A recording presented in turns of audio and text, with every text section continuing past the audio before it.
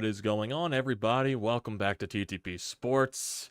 And basically, just welcome to the rest of the day for the MLB trade deadline. Like I said last night, this is basically just going to be a hangout type of thing. Wait to see what moves that do happen over the course of the rest of the trade deadline going towards the 6 p.m., clocker. And see what happens with, the Philadelphia Phillies and see what Dave Dombrowski has up his sleeve. In terms of, rumors for the Phillies, it's been really dead quiet in terms of, anything coming out of Phillies land in terms of trades and everything.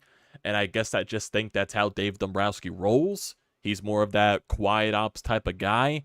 No, really no news is going to get out there.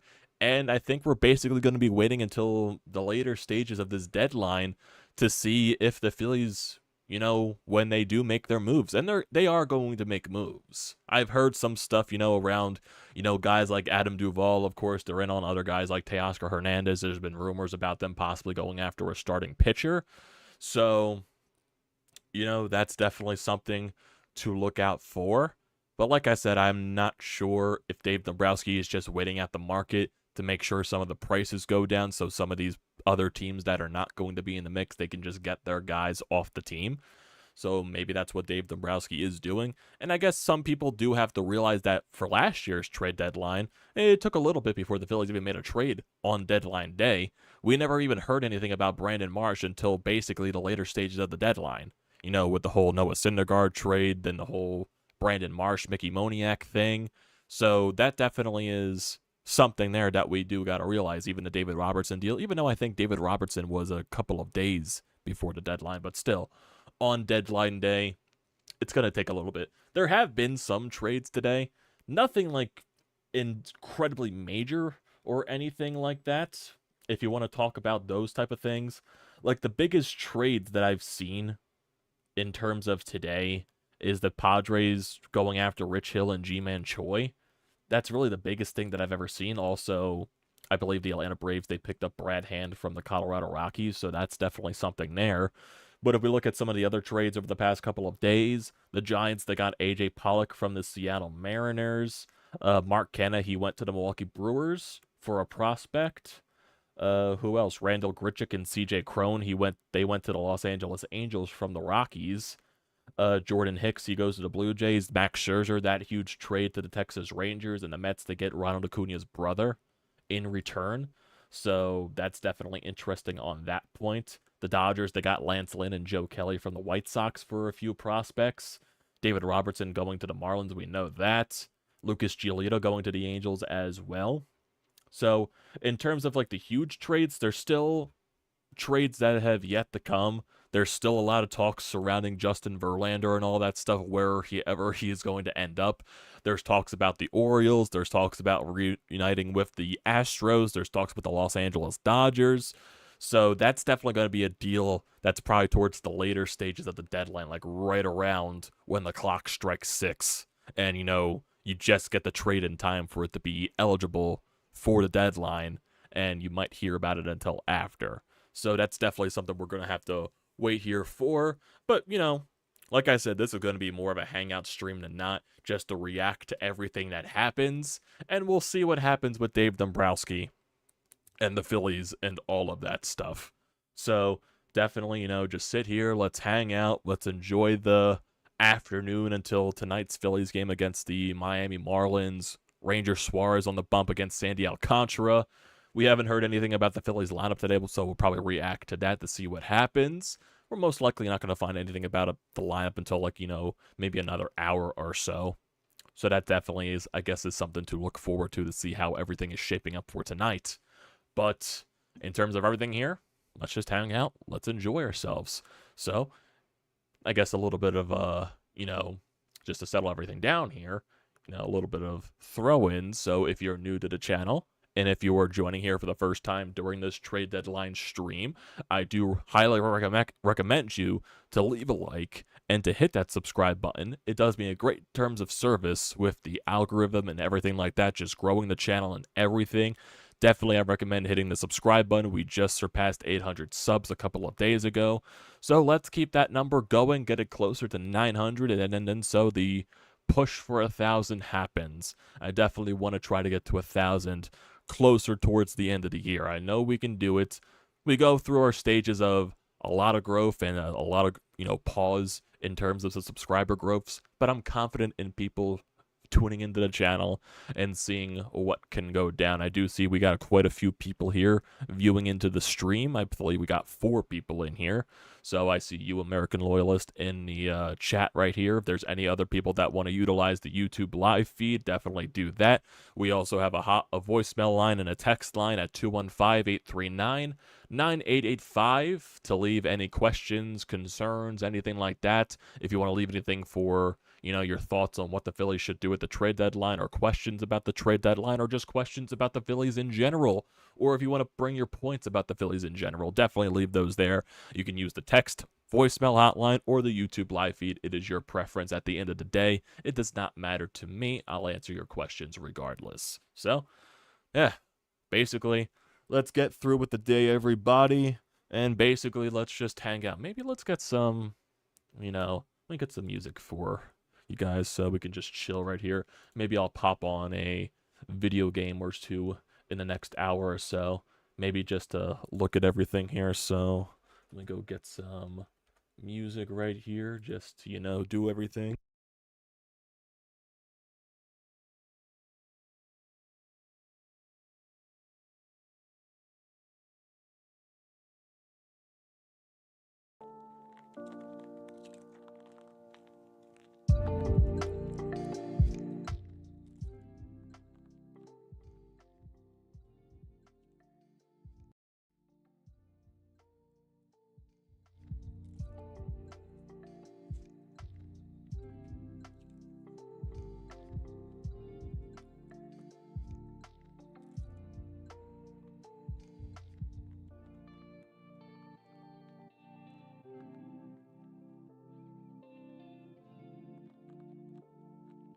Forgot to unmute my mic.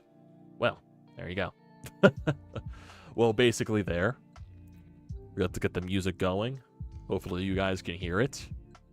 And all that stuff. Basically when I was talking about when the mic was muted. Because I'm an idiot and I'm a dunderhead. Just because, going through the tweaks and everything, sometimes you just go through brain farts and forget how to activate certain things on the stream. Like me being the idiot to hit the unmute button on my goddamn microphone. So yeah, I muted it because I had to sneeze, and that's probably going to happen a lot during this stream because, for some reason my goddamn allergies always like to act up when I'm live on camera. That's just the way it is, and you got to roll with the punches at this point. That's just it. Ay. Well, it's going to be an interesting day, no matter what. No matter what. I'm trying to look in to see if there's anything here on Twitter. Oh, we do have an update here on the trade between the Blue Jays and the Cardinals. The Blue Jays and the Cardinals are close to finalizing a deal to involve Paul DeJong to the Blue Jays, it looks like. That's interesting. That's interesting there. So we'll have to wait and see how everything shapes up there. And the one thing that confuses me about the trade deadline is the San Diego Padres, because they get another, back-end starter and G-Man Choi. I don't know what that really accomplishes, in my honest opinion. Because you're, 5 games, 6 games below 500. You refuse to win more than 3 games in a row. They just lost last night to the Colorado Rockies in extra innings after sweeping the Texas Rangers. So that team just doesn't make sense to me. They have a positive run differential and everything like that, but that's because of their pitching. Their pitching has been dynamic this year. Their offense has been terrible. And that's one of the reasons why they have the record they do have. And I do have some stats here on the San Diego Padres that are just one of the reasons why, they're not that good this year. San Diego Padres this season, they're 0-10 in extra innings. They're 6-18, which is the worst in MLB. 0-10 in extra innings. They are 6-18 in one-run games, which is the worst in baseball. They have a negative 6.62 Fangraphs clutch rating, which is the worst in baseball. They have a 226 average with runners in scoring position, which is the worst in the National League. And we complain about the Phillies being bad with runners in scoring position. Jesus Christ, the Padres are terrible. They have a .217 batting average in the 7th inning or later, which is the worst in baseball. They had a 10-16 record versus current last place teams. That shows the go-you why the Padres are not as good as they're playing. They're really underperforming. And I guess maybe they get stuff at the trade deadline to maybe act like, you know, they could be competitive or something like that. I have no idea. I have no idea. That's just me. That's just me.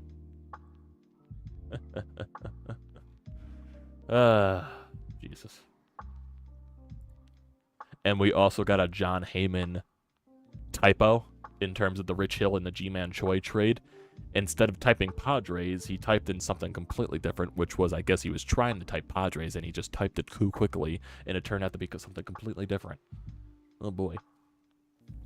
Here's some other trade rumors from John Morosi. The Twins are among the teams to inquire to the Mariners about Teoscar Hernandez and Ty France. Minnesota wants to add right-handed hitting. Join the bunch, Minnesota. There's a lot of teams that are trying to acquire right-handed bats. The Phillies are probably up there with the most of that.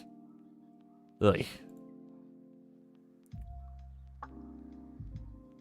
There's also talk about, you know, the Detroit Tigers with Michael Lorenzen and, you know, Rodriguez. Rodriguez is a possible trade for the Dodgers. Ken Rosenthal just posted. So I wonder if they're going after him and maybe not Justin Verlander. I do think Justin Verlander is going to get traded. I just have a feeling that it's going to be back to the Astros. It would be nice to see, you know, the Baltimore Orioles. They have also been beating around the bush with Justin Verlander. They have a ton of prospects in their system, even though I would not like to see the New York Mets get any type of top prospects from any good team's system. But yeah, you know, I don't want to see that happening, but it would be good for baseball to see the Orioles go all in, even though they need a 20 times better pitching staff. That's just me, by the way. You know, that's just what I think. Jose says, I don't think my heart can take this for 4 hours and 31 minutes more, the trade deadline. I don't blame you, Jose. I don't. Renee, how you doing? Man, I haven't heard from you in a while. Flyers, Sharks, November 7th at the Shark Tank. I'm there, my diehard faithful Flyers dude. How you doing? Definitely cannot wait for Flyers season. Definitely more excited than I have been in the past couple of years, even though they're not going to be a good team. It'll be nice to see some of the young players get to showcase their stuff. Have a good baseball show, good sportsmanship, and good luck to your Phillies in the playoffs, and let's go Giants. Oh yeah, I did forget that you are a San Francisco Giants fan, Renee. Good luck to the Giants the rest of the way, even though I hate Gabe Kapler's guts. I do. I hate that man with all the passion in my heart. Dave Dombrowski's job is on the line if they don't strike a trade. He's going to make a trade. Don't worry about that, Jose. He's making a trade. Who do you think is winning the World Series? You think the Braves, American loyalist? That's tough. The easy team to say would be the Atlanta Braves just because of how fantastic they've been this year. But if I'm just going throughout, you know, the past couple of years with baseball, the Los Angeles Dodgers, they were a dynamic team. They had one of the best records in history, and they got smoked in the NLDS by the Padres. It just shows to you that sometimes if you have the best record and you're producing the best throughout the regular season, it doesn't always translate to postseason success. I feel like if you're looking at teams that go through the adversity during the season and they know how to handle it when it comes to the postseason time and they find a way to get in, I feel like that, you know, that's the way to look at it. I'm not even necessarily saying it's going to be the Phillies. Right now, I am confident that the Phillies can get back to the playoffs, that they can go on another run. I feel like that can happen if that's the case because, you know, I guess technically the Phillies are built for playoff baseball if that's the case, or that's what we're talking about here. Because the way the pitching staff has been, the way how dynamic this bullpen can be when it's healthy, and you really just got to rely on the top, you know, guys that are getting paid in this lineup to do the things, and will they step up when the lights shine down the brightest? That's something we're going to have to find out. But in terms of, like, teams that I'm looking towards to possibly winning the World Series, just removing my Phillies bias, because right now I'm not confident in saying the Phillies are going to win the World Series. I am not confident in that at all. So let me look at the standings right now just to see on that case who should I be picking. Yeah, like I said, if you're looking at the entire league, like easy teams to think of would be like, you know, the Atlanta Braves, the Tampa Bay Rays, the Baltimore Orioles, and teams like that. If we're looking at the wild card standings for the American League, you know, Boston's in there. Boston's in that mix. The Toronto's in that mix. Houston's in that mix. Definitely, they could be a dangerous team when healthy. They definitely haven't been performing to their capabilities fully this year, but they've been injured a lot. Jose Altuve, you know, Yordan Alvarez, they've been injured a lot this year, and they're just getting those guys back. And their pitching staff has, you know, I wouldn't say underperformed, but they've been going through their share of injuries as well. Hence why they're probably looking towards Justin Verlander at the deadline again. But, you know, we'll just have to wait and see. If we're looking at the National League in terms of everything there, like I said, the Braves are definitely an obvious choice. The Dodgers could be an obvious choice just because they're the Dodgers and they're always going to be a threat in the postseason. The Central, that's a question mark because I really don't trust any team in the Central Division like the Brewers, even though they do got a dynamic bullpen and a pitching rotation. Are you going to trust their bats in the playoffs? That's something that remains to be seen. Cincinnati, they're a very young team, a lot of young guys with a lot of inexperience. Not sure if you can trust them, especially with their lackluster starting rotation. So that's definitely something to look at towards as well. And, you know, the Giants, I don't see them as a true threat. I don't know how they continue to win games. That's just something I don't understand. Because they've been really hot and cold this year. They'll go on long winning streaks, and then they'll go on long losing streaks. So I don't see the Giants as a true threat either. That's just me. They do have a really good bullpen. They do have some really nice pitchers as well. But I don't think long-term their bats can keep up. Because they really don't have a true superstar on their team, if you know what I mean. I don't think they will have it enough in them. And the Arizona Diamondbacks, they were a very young team. They were hot to start the year off. Maybe they're coming back down to earth a little bit. Will the Diamondbacks make the playoffs? I don't think they will. The Padres, they're 3 games below 500 now. They're 52 and 55. Will they eventually make the playoffs? They can, if you look in terms of their talent, they could go on the run if their bats just woke up and became more consistent. But that's really, you know, just preying on chances there. And they got a positive run differential. They got a plus 62 run differential, and they're 3 games below 500. So either they're due for positive regression or positive regression in terms of getting better, or this is just who they're going to be the entire year because they don't hit for clutch. They don't win in one-run games. They don't win in extra innings, and they don't do everything. They don't hit past the 7th inning. So I'm not sure if, you know, what's going to happen there. So we're just going to have to wait and see on that term. The Phillies, if you're just talking about the Phillies in general, they got a good starting rotation regardless of the problems that us Phillies fans have with it. You know, the anger that Aaron Nola gives us, the inconsistencies this year from Ranger Suarez. Taijuan Walker has been a very nice piece ever since, you know, basically the season started when he struggled a little bit there. They win all the games for him. So that's basically, and he's just a steady guy that can, you know, when he gets into trouble, he finds a way to settle down. And then Zack Wheeler, he's showcasing more of his normal self the past couple of starts that he's had. So let's see if that can carry through.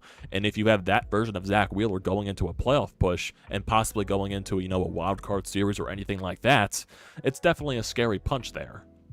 And this bullpen, too, with the resurgence of Craig Kimbrell, even though he's come back down to earth a little bit, he was eventually going to blow a save, but he's still been fantastic overall this year. The other pieces in the bullpen, you know, Gregory Soto, when he's on, has been very nice.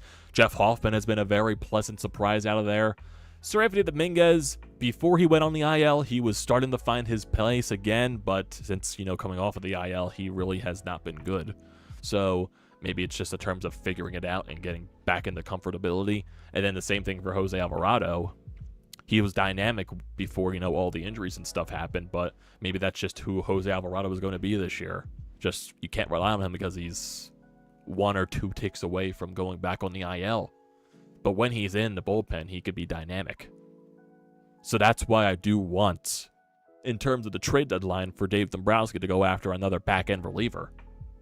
Just to bolster it up more. I'm not sure who that piece could be. Because with the way that prices are going around the freaking league for pitchers this deadline, I'm not sure if Dave's going to be willing to give up all that stuff. And you've seen 2 prospects given up for these types of pitch. It's just, you know, it's crazy. It just is. So you're just going to have to wait, I guess. But right now, if I were to pick out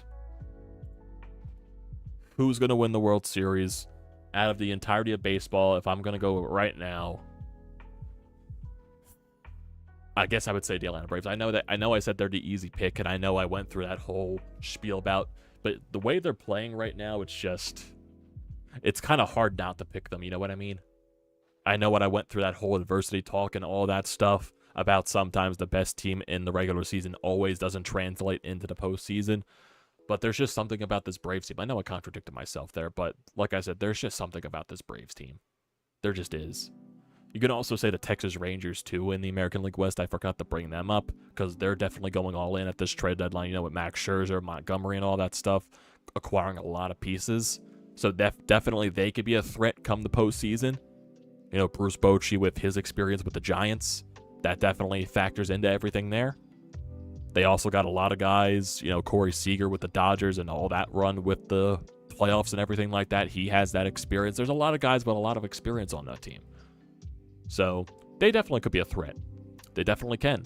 I feel like they come back down to earth a little bit ever since their insanely hot start, but they're still, you know, in first place in the American League West, and they're going all in for the trade deadline. It's what they should be doing. It's what they should be doing when you're in that type of position. That's why I wish the Phillies could be in that type of position to go all in. But right now, they're not.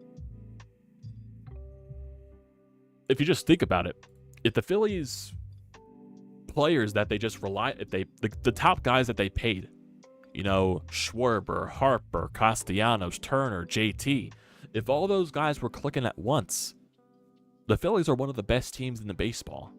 If all those guys are clicking. The Phillies are on pace this year to hit 175 home runs. 30 home runs less than what they had last year. That shows you how much they're missing Rhys Hoskins' power. Because Schwarber's doing the load with the power and everything like that. We all know with Bryce Harper, right now coming off the Tommy John surgery, the power's just not there. But he's still getting on base at an elite clip. He's still finding ways to get hits and everything like that. Nick Castellanos has reverted back to last year's form after his strong first half. So I don't know if I can give him the benefit of the doubt to bounce back. Because last year he just sucked, including the playoffs.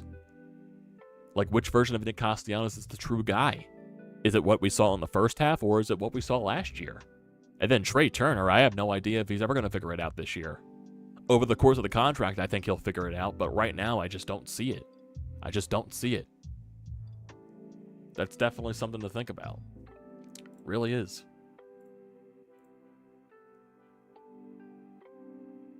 So, we just gotta wait and see. Who knows? Who knows what's gonna happen?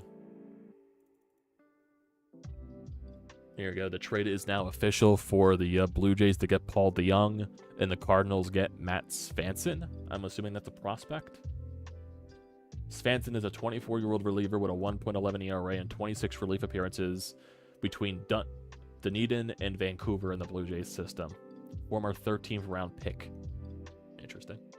Interesting.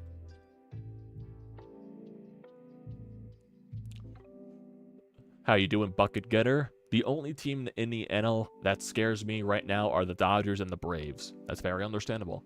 That is very understandable. The Giants were so sure they were getting Judge. They definitely were. But maybe they panned out a little bit better. Who knows? Bo Bichette's knee injury looked bad last night. I bet the Jays' heart sung as they watched him left the field. That's probably why they went out and got Paul DeJong. That's probably why they made that move. Because it probably means bad for Bo Bichette. We have bad luck with free agent signings lately. There are bad first year and they're good the next. I guess that's just the course of the way. Who knows, though? And I do want to ask, pose that question to you guys because I've been talking about it with some of my buddies in the Phillies group chat that I have. Should Kevin Long get more criticism for the big guys in the lineup, not producing to their capabilities? Like Trey Turner, Nick Castellanos, Bryce Harper, and all that stuff. Kyle Schwarber not being consistent and everything. JT Realmuto. Should Kevin Long get criticism? I think there's definitely criticism due, but at the end of the day, it's on the players. It's on the players to get their heads out of their asses and figure this shit out. Kevin Long can only teach so much. There's definitely criticism there, too, for Kevin Long. Maybe he's not preaching much stuff that should be preached, but then you also got to handle he's been getting, so many projects that he's having to work on. You know, with Brandon Marsh last year, Christian Pache, you know, Edmundo Sosa, who else? Alec Boehm, that's been an entire project for him. Bryson Stott, the hitter that he's turned out to be so far. There's been a lot of projects that he's been handed. So he's been focusing on those guys, and I'm sure he's not, you know, that he's not focusing on the vets, but he's mainly just like, guys, go do what you can do. You know, there's so much work that, you know, Kevin Long has to do. There's definitely criticism warranted. Yes, there's a criticism warranted to the entire coaching staff for, you know, how stupidly fundamental this team is on the base paths, defensively and everything like that. Runners in scoring position and everything. You know, this team lacks fundamentals. So, you don't know. You don't know. Here's hoping the Yankees miss the playoffs. That'll definitely be something. If that happens, that city will go ballistic. That fan base specifically. Is he a Gabe Kapler hire? No, he's not. I believe Kevin Long was hired either in 2021 or last year. I believe it was recent when he came here. I don't think he's been here that long in that terms of everything. Honestly, when was Kevin Long hired?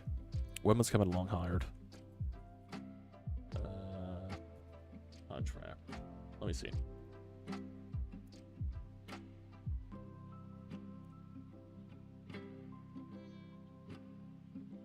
Yeah, they extended Kevin Long to a 2-year contract. I think Kevin Long signed with the team last year, so I think he was a Dave Dombrowski hire.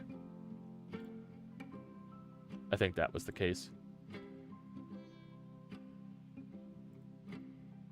Are the Cubs keeping... Oh, yeah, the Cubs aren't trading anyone. They've been on an insane surge for a while now. They're 8-2 in their last 10. They've lost 2 in a row before they went on their huge winning streak. Right now, they're 53-53. They're 5 games back of the NL Central Division. They can definitely make up ground there. They're, in terms of their run differential in the NL Central, they're the best team in terms of run differential. They got a plus 56. They're one of the only 2 teams that have a positive run differential. The other team is the Reds, and they only have a plus 4. So, in terms of the Cubs, Cody Bellinger has been carrying that team a lot lately because he's been absolutely fantastic. But I don't know. I don't think they're selling at this point because they're so close to a playoff spot. And what's their pace in the wild card standings? They're 3.5 from the wild card spots. So definitely gonna have to look out for something there. Definitely gonna have to look out. So yeah, in terms of the Phillies placing in the wild card, they're in the second wild card spot right now, a half game behind the Giants, a half game above on the Marlins, the Diamondbacks, and the Brewers. The Marlins, Diamondbacks, and Brewers hold the last wild card spot. So right now it's just those 5 teams, and the Cubs are 3.5 out. The Padres are 5 games out. The Mets are 6 games out, and all that stuff. But I really don't believe the Mets are going to go on anything because they're selling everybody. The Padres, I don't believe in them. Ugh. So who knows? Who knows? But these next games for the Phillies, they're huge with this series with the Marlins. They got the win yesterday. They gotta win this series. They do. They cannot afford to split. They cannot afford to split. You got to get as much separation from the Marlins as possible in these standings. You got to win the games when, they mean stuff in the wild card and in the standings. Because you should have beat Cleveland last weekend. You should have beat the Pirates, and you didn't. You beat the Orioles in a series. You got to find a way to beat this Marlins team. They're beatable. They're definitely beatable. And especially over the course of the second half, the Marlins, but that is. The Marlins have shown they are beatable. They are very beatable. So, you got to hope today Ranger Suarez is the dynamic version of himself and see if the Phillies can find a way to get to Sandy Alcantara. He is coming off of a complete game, so maybe there's fatigue in there. And maybe he struggles a little bit, but that's not guaranteed. Especially with the way, this Phillies offense has been lately. But you got to find a way. You got to power through. That's the only thing that, matters there. You got to find a way to power through. Got to find a way. I just need to see what this team is capable of doing today. Because a win today would guarantee a split, but then you got to find a way to win the series. You win today, that sets up Zack Wheeler tomorrow to try to get a win. Series win. Because I really don't want to rely on Aaron Nola for a series win at this point, because right now I just don't trust him. I do not trust Aaron Nola. And honestly, right now I don't trust Ranger with the way he's been pitching lately. Just when Ranger's command is not there, especially when he does not have command of the fastball or the changeup, it's not good. It's not good to see. Ranger really needs to find that command with his changeup, because that's why he was so dynamic in June, because he had that changeup command. So, gotta find a way. You gotta beat this Marlins team. You gotta do it. If you want to prove anything to this fan base, I know your record says you've been one of the best teams in Major League Baseball since June. You've been like the second, third best team since June. But right now, you've been scuffling lately. And you gotta, find a way to get this fan base excited. I've been sharing my share of frustrations with this team because this offense is not living up to its capabilities, because the top guys, they don't hit consistently. It's been mainly Bryce and Stott, Alec Bohm, Brandon Marsh, and some other platoon guys that have been doing the jobs. I need more from Schwarber. I need more from Turner, obviously, and Castellanos. I need more from Bryce, and I need more from JT. I need more from all the guys that are going to pay the big bucks. I need more from all of them. That's the most important thing. And I think that's what this trade deadline is going to determine. Because Dave Dombrowski is going to make a trade. It's just not going to be a major one.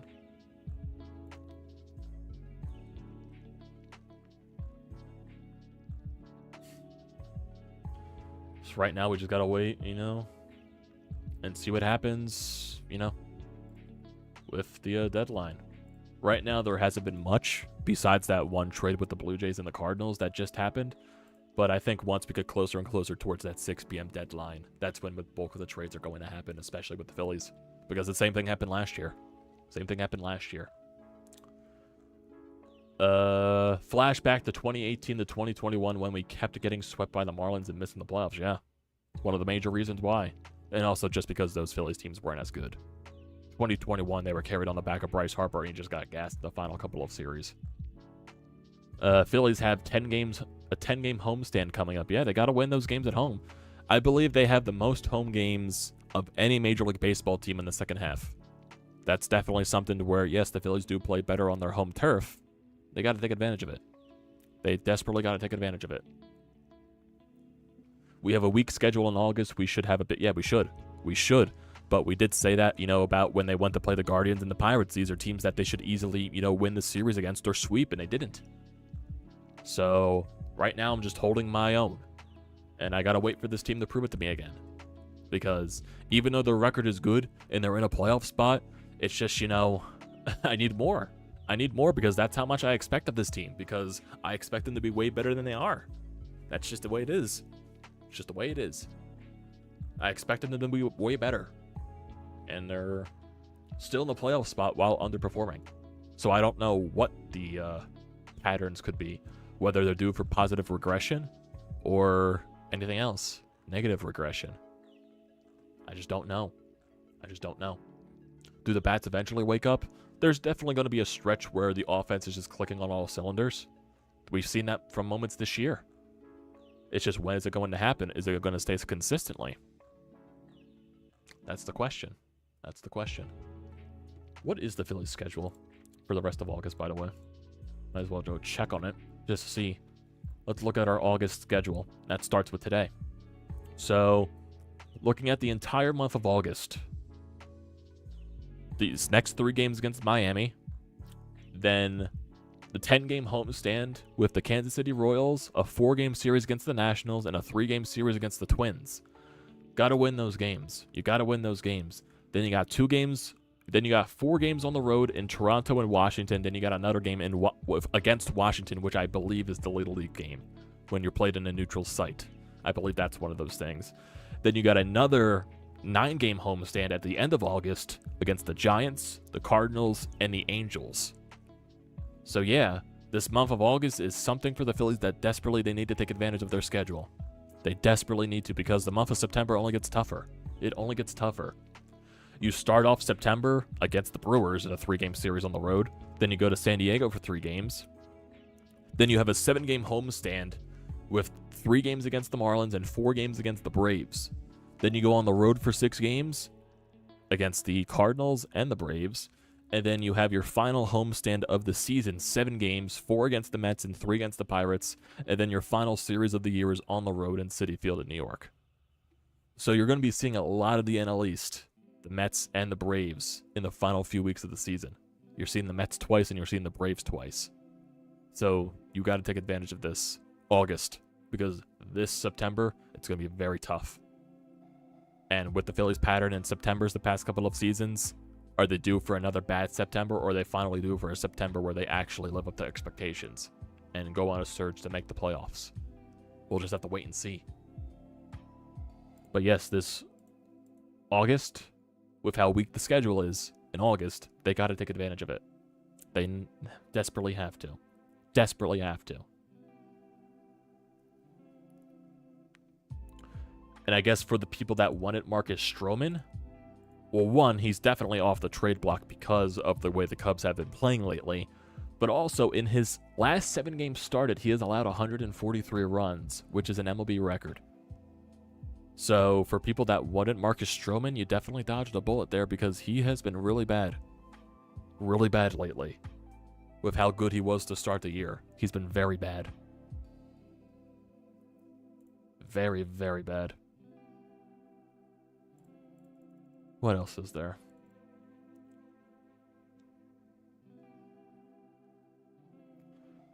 Here we go. This is something from Mark Feinsand from MLB.com.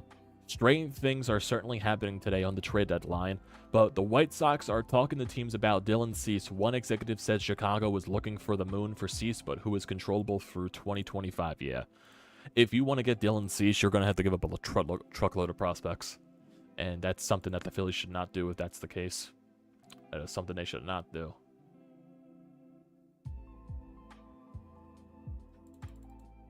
We have 4 days off in August. Let me check that, actually. Let me check that. Because if I go to the calendar on MLB.com for the Phillies, that might show me better with the days off that they have in August. So if I go to the schedule, see what the days off are. Yes, they do. They do have 4 days off. They have Monday the 14th off, and then they have 3 straight Thursdays off, the 17th, the 24th, and the 31st. Those are all the off days they have in August. And then for September, they have 3 days off as well, 2 Thursdays and a Monday. The 7th, the 14th of September, and the 25th. Those are all the off days they have. So basically the rest of the year, they have 7 more off days left. It's not many. It's not many. With a bulk load of games down the stretch. With a bulk load. Gotta win your games. Gotta win your games. That's all you can do. Win your games and move on from there. It's all you can do. Let's see if there's anything else here. Now, a lot of the Phillies people are saying go in on Dylan Cease because he does have the control through 2025. Yeah, I would love to get a Dylan Cease, but who are you giving up in the process? That's the question mark. It would be very nice, especially, you know, with the chance that you're not bringing back Nola next year. That's just another young arm for your rotation. But are you willing to give up a lot for Dylan Cease? That's the question mark. Is Dave Dombrowski willing to, you know, plunder the prospect pool right now? Because he's just starting to build it back up.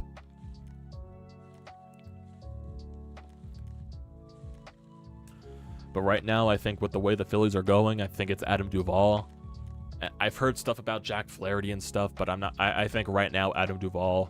Maybe they're just waiting out to see if the price drops, or they're checking in on other teams just to see what their players are costing.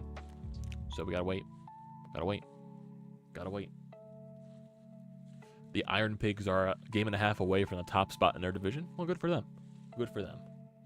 Definitely good for them. I'm not even seeing that much in terms of, you know, other Phillies news. I haven't seen much lately. Excuse me. Excuse me.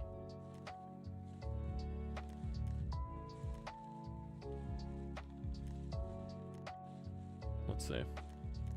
Anything else if I update the, Nope. Nope, nope, nope.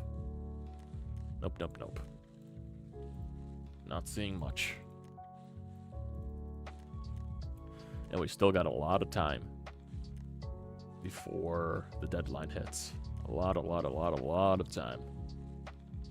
Who knows what happens. But like I said, if you're new to the channel, definitely hit the like button and definitely hit the subscribe button. That does me a great deal of service. Definitely do those things. try to get ourselves closer and closer to 900 subs. We just surpassed 800, so let's keep that ticker going. That would be nice. Very, very nice, honestly, if you guys were kind enough to do that. I would very recommend it. But yeah, in terms of everything else right now, it's basically just a waiting game. It's basically just the waiting game. We have no idea what's going to happen from this point forward. This is from John Heyman. He just posted this 20 seconds ago. Harrison Bader is drawing interest, uncertain whether the Yankees are serious about dealing him. So, New York may consider dealing their top rentals, and Bader is one of them with value. That's interesting. I wonder if Dave Dombrowski's going to be interested in that. That'll be something. That'll be something.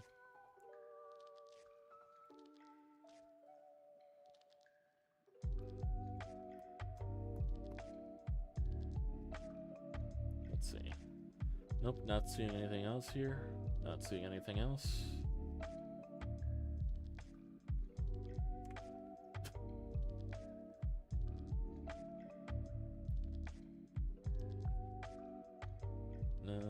Nothing there. It's always when you go through the, because you know how freaking Twitter has that, like, section of, like, what you're following, and then the For You section on the homepage. It's always for the For You. They'll bring you a tweet from, like, 50 hours ago. I don't want to see that.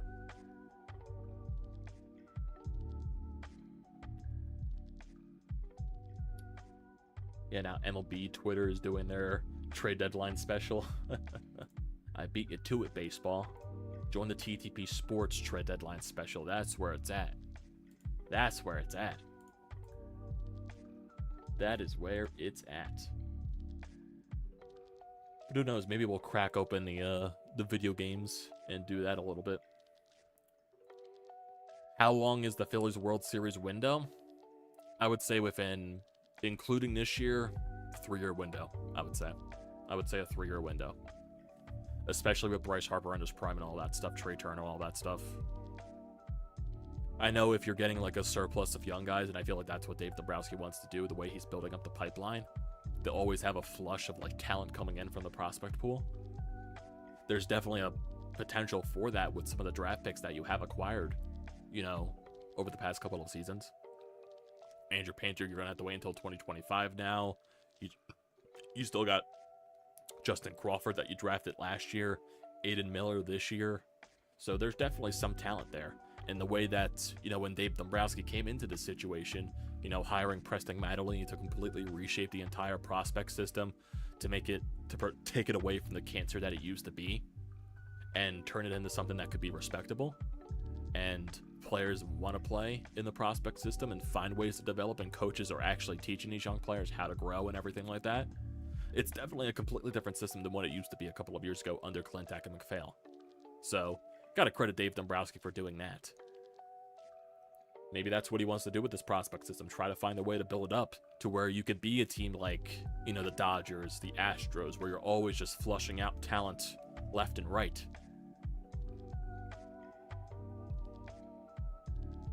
If we don't win, that Bryce contract will haunt us. Yeah, what are you going to do about it? We always knew that the backstages of Harper's contract was always going to be terrible. We're saying the same thing about Trey Turner. If you find a way to win a World Series in this, you know, stretch, it'll be worth it. It'll be worth it. And I believe this Phillies team is going to find a way to win a World Series one of these years. This year could be a good shot if they find a way to click. It could be a really good shot. We just got to see how it all folds out. I know last year was a really great chance, and you scolded after, you know, winning Game 3 at home. Our offense just completely went dead. But got to find a way to overcome it. I know it's very hard to get back to the summit, but who knows? Maybe this Phillies team is capable of it in the next few years. We're seeing so many teams like the Astros, the Braves get back there, you know, the Dodgers with all the success that these teams have had. It's definitely possible if you find a way to sustain success. It's definitely possible. Oh yeah, Ruben Tomorrow Jr. or Ruin Tomorrow Jr. Jesus Christ. Yeah, he definitely ruined up the prospect system for, you know, trades and all that crap. But understandably in that point of, like, you know, the 2007 to the 11 run when Ruben Amaro took over in 2009, you know, those Phillies teams were capable of winning World Series, and he was just going out and supplementing that core. Sadly, the offense just was going through the spurts of aging and dying out, especially after 2011 when it was the best team out of all those runs, and they fell short in the NLDS because the offense just wasn't not able to hit the Cardinals pitching at all. You know, I guess those are just the ramifications of everything. Here we go. Here we go. A couple of minutes ago from Mark Feinsand. The Astros are still viewed as the favorites to land Justin Verlander from the Mets per source, but the two sides need to agree on the players who would go back to the Mets. Yeah, I do have a feeling that it's going to be from, you know, the Astros were going to land Verlander again.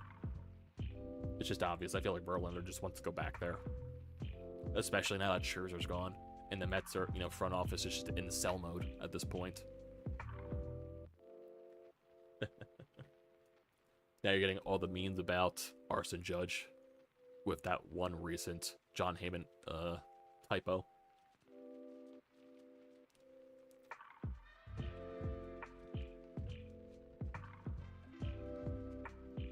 Yeah, there's a lot of Phillies, you know, people out there that are saying that they should go after Cease because he's a young arm that has a lot of potential. He was really good last year. If I look at Dylan Cease, let me look at his numbers. Let me look at Dylan Cease's numbers from last year. And this year, he's 4-4 with a 4.15 ERA in 22 games, 143 strikeouts, 119 innings, a 1.341 WHIP. So that's just a little bit above his career high. If we're looking at last year, he had a 2.20 ERA in 32 games. He had, what? Looking at all of his numbers, he had an ERA plus of 179. That's really good. A FIP of 310. A WHIP of 1.10. Hits per 9 of 6.2. 3.8 walks per 9, 11.1. Strikeouts per 9. He finished second in Cy Young voting. He was 22 in MVP voting. Yeah, you know, Dylan Cease is definitely a very young arm that has a lot of potential. He's 27 years old, especially with the control that he has over, you know, his, you know, time now. How many more years of control does he have left? Let me look at his contract. Look at his contract. How many more years does he have control? Yeah, he's got 2 more seasons of arbitration control. He's not a UFA until 2026. So yeah, if Dave Dombrowski wanted to go after Dylan Cease, I wouldn't mind that. That's just, you know, we gotta wait and see what happens there.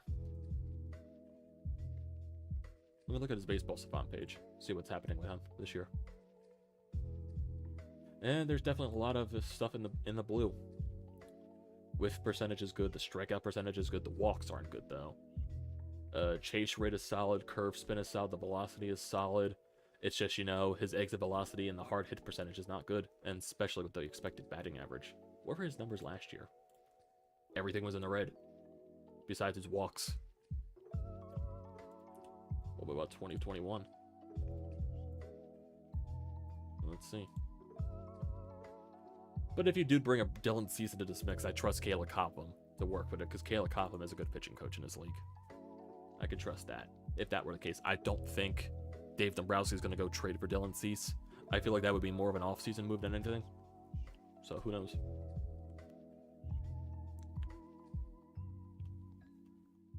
So let's see.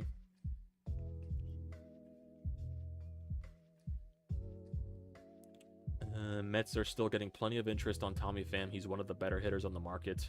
Blue Jays, Yankees, Twins, and Dodgers are among the many teams that have interest in the Mets veteran outfielder.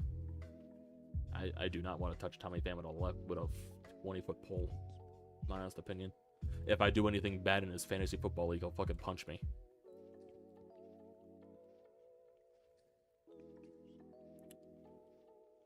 Is there nothing new? Nope, nothing new right now on the trade deadline front. Nothing new there. Nothing new. Nothing new. How long would it have taken us back to the playoffs if Ruin tomorrow outstripping the farm? Oh god. Who knows? Who knows? But this team, like, notoriously was bad with developing prospects. Like, they got, like, gold in the mine with Jimmy Rollins, Chase Utley, and Ryan Howard. That's basically all there. Those were the diamonds in the rough that they found. Like, out of all the prospects that they failed to develop over those years. Well, even Cole Hamels, too.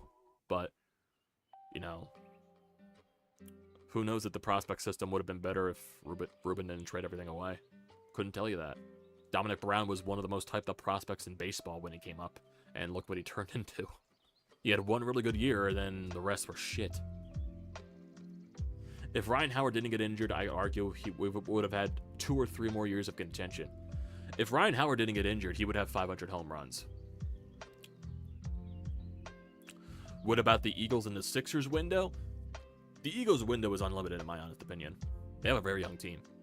Young talent everywhere around. Jalen Hurts is very young. He's going to be starting his brand new mega contract after next season. Or after this upcoming season. So, the goal to win is now, but their window is very long.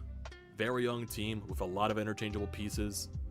Howie Roseman drafting very well, finding a lot of great talent in the draft. That's from him, you know, completely robbing the league of getting all these draft picks and future picks and all that crap.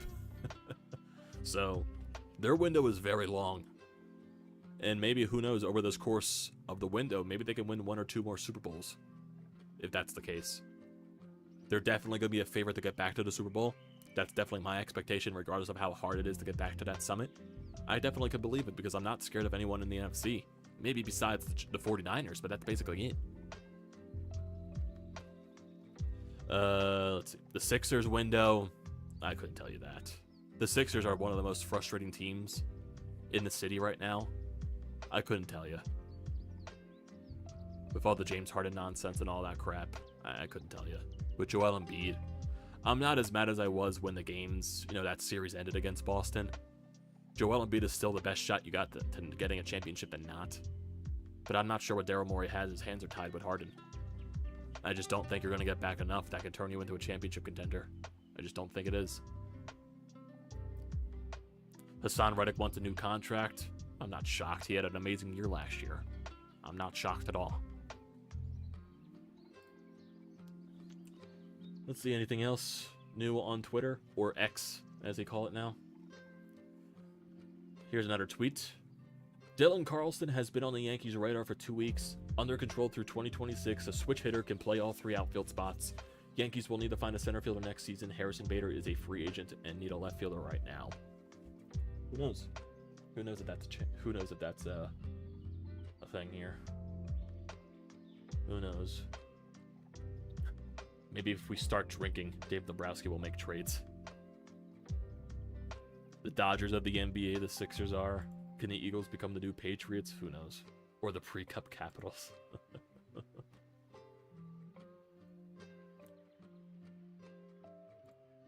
Come on, Dave. I need some juice here. I need some juice. We're just under 4 hours away from the deadline, so there's still plenty of time. I'm even thinking to myself that do I regret starting the stream so early, but nah, I'm talking to you guys, so I don't care. I don't care if I started early or not. Like I said, we might boot up some games just to pass the time and everything like that. If that Fire is fated to win a championship, it'd be like the Caps after we'll keep choking in the first round. Talking about the Sixers, oh god. Excuse me. Excuse me. This goddamn sports teams, boy. Man.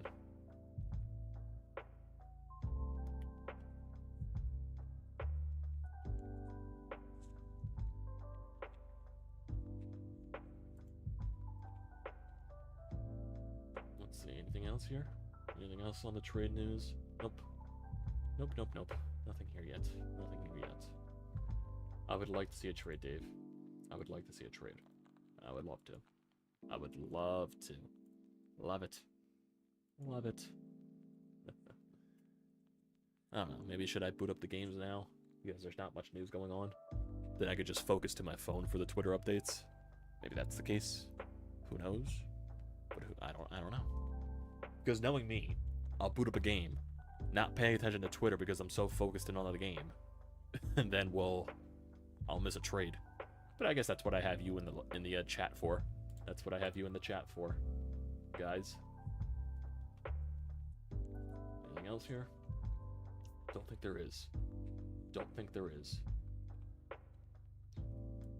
So let me try something here.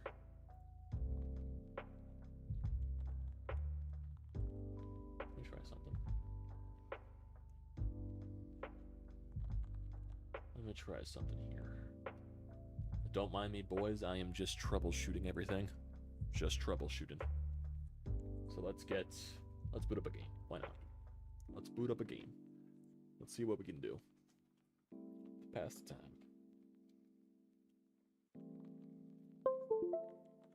Got it in, plugging in my PS5 controller.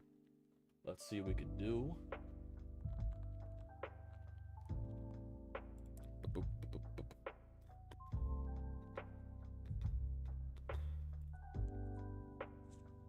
Arena football is coming. Yeah, arena football is coming back.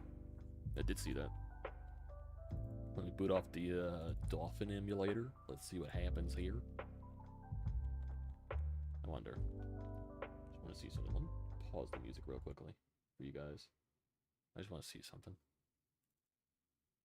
Let me get that through. Make sure this volume doesn't kill my ears.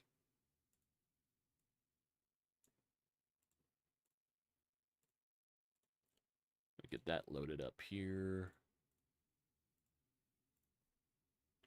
There we go there.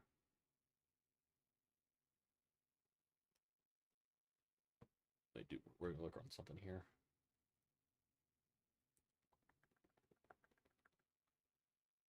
One moment, boys. Un momento.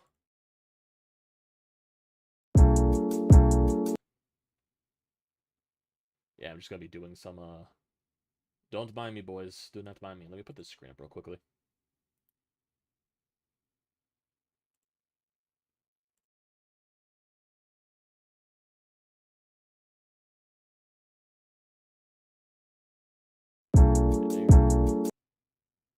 Let's just remove that real quickly.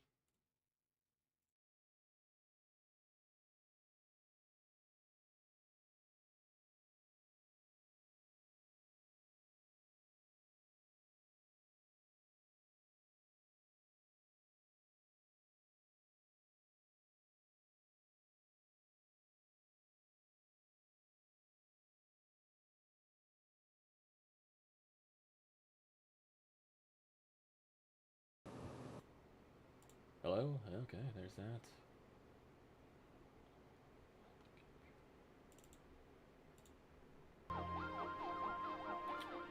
That there. Okay. Can you guys see everything good here, right? Let me put this in full screen, actually.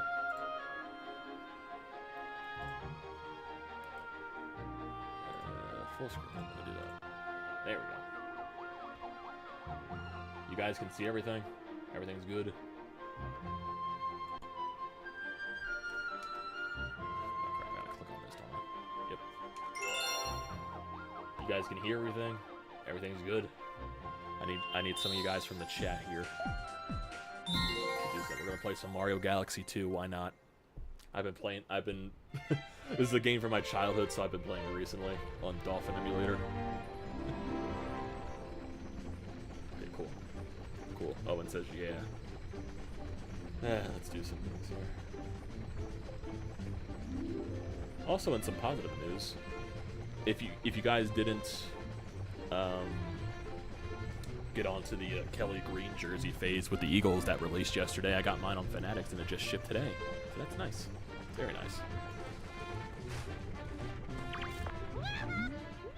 And if you guys are active on the trade deadline front, just put stuff in the comment section so I can see everything.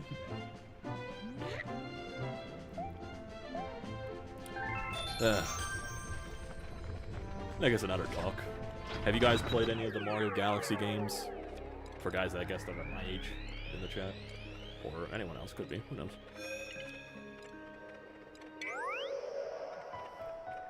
Yeah. This definitely is a childhood game. Like, what, this came out in like 2010? So, I remember getting this on the Wii. Back in the day.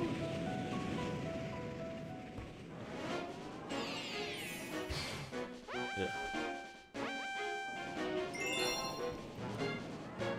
Check everything right here.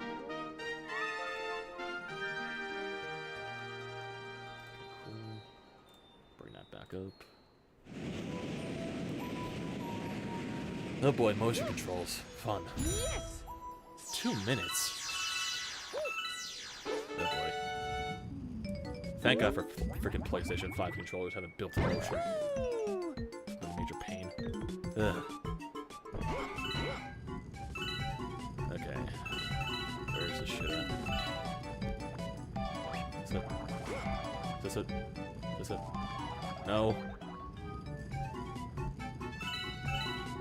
Oh my God, this is giving me a headache already. Where's this freaking key at? I forget where it's at.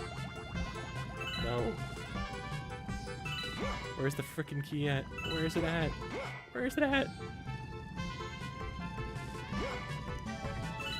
I'm so lost. Where is this? Oh, there it is. Did it change? I don't remember it being there the last time I played this stage. Oh God, I got a minute left to freaking complete this. Ah.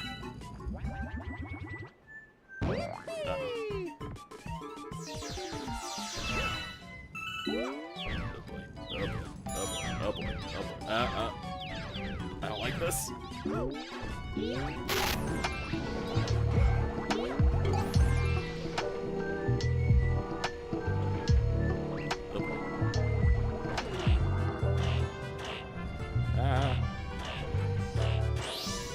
Oh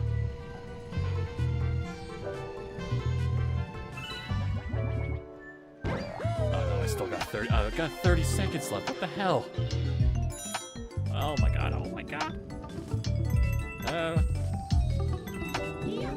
Go, Mario. 20 seconds. I don't like this. 20 seconds. Oh no, I gotta beat this chain chop in 20 seconds. Ah! Get off the stage, you prick. Get off, get off, get off. No, don't do this to me. Don't do this to me. No. Get off. Thank you, thank you, thank you. No. I got 4 seconds. Oh God. 4 seconds. 4, 3, 2. No, I'm gonna lose.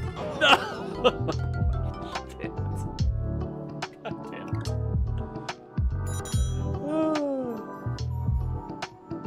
No. What am I doing? I'm shutting off the music so I can focus on this shit. I gotta restart this level. I gotta restart the level. Come on. Where's the pause? Where's the pause at? Not that. That's not what I wanted. Where's the fuck? Okay, I'm just gonna reset. Yeet.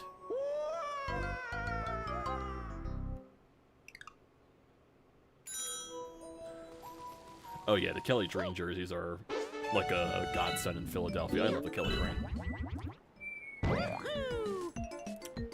There's definitely some people that think it's overrated, but I love it. It's just the hype for it is real, in my opinion.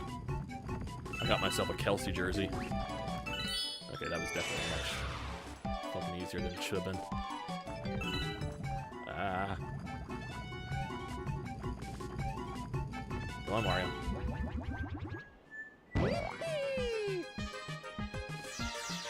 Jesus. Ah.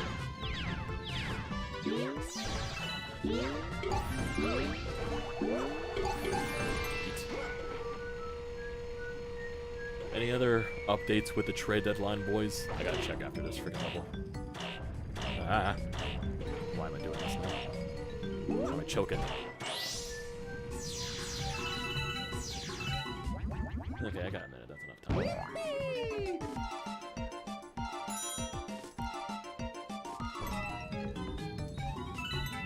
Ah.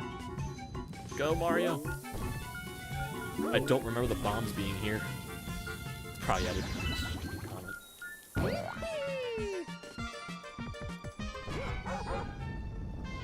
Neat. Ah. No. Come on. I hate the motion control so much. Get off. Thank you. Jesus.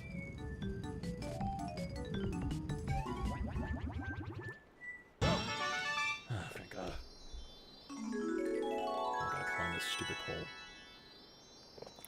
Make sure this pole's not greased. How did I miss that? Thank you. Jesus. Jesus, Jesus.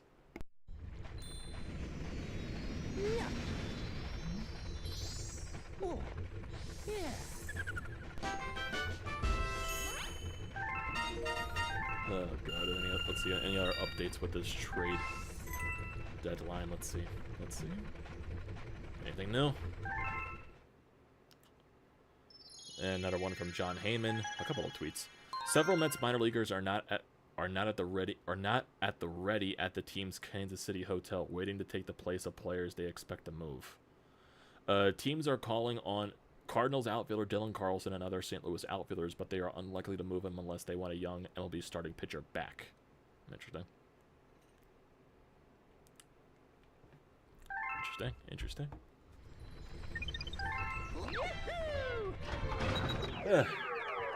On the grind. Any other comments that I can do here? Comment there. Okay, there's 2 comments in these. Might as well just do these. Get it done and over with. I've never 100% this game, and I want to try to at least. Phillies just got Mike Trout for Jake Cave. I don't believe you, American loyalist. If not, that's a huge steal for the goddamn Angels. Jake Cave is fucking amazing. Huge steal for the Angels. Who the fuck's Mike Trout?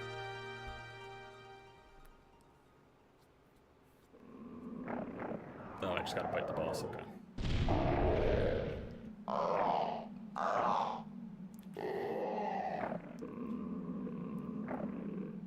Come on. What's the timer? 2 minutes, okay.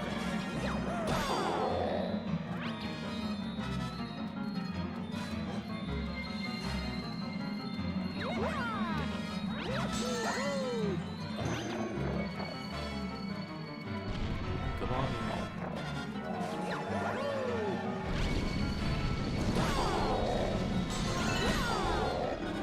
Come on.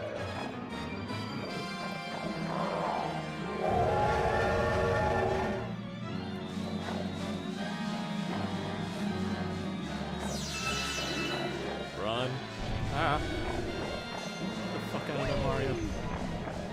Why is he so fast?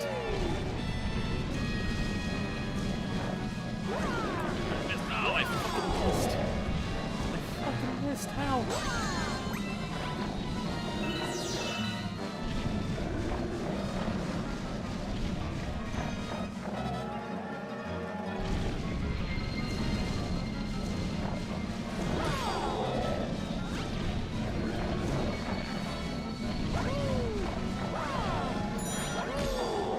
Oh yeah.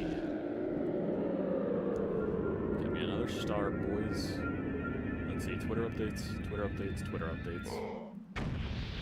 Nope.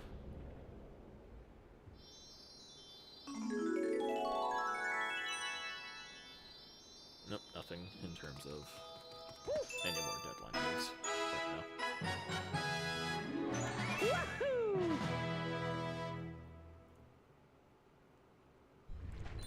Yep, nothing.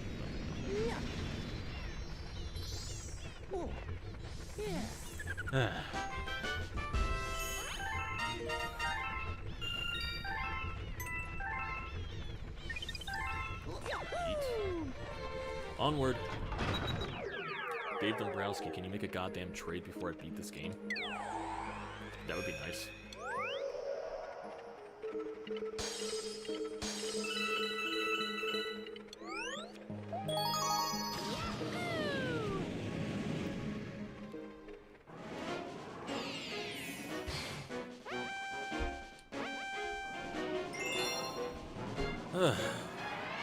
Lava Lair speedrun.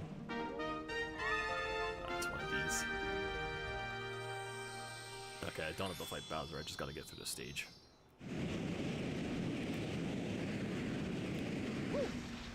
The fantastic thing about the PS5 controller is that you can emulate Wii games now because of the motion controls.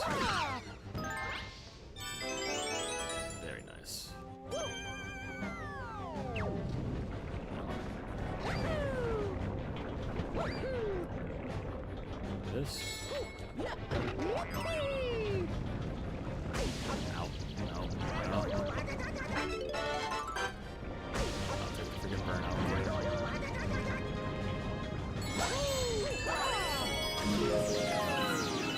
Come on. A little faster, Mario.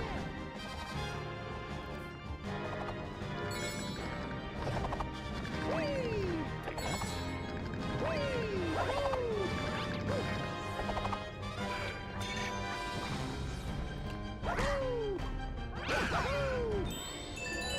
Come on.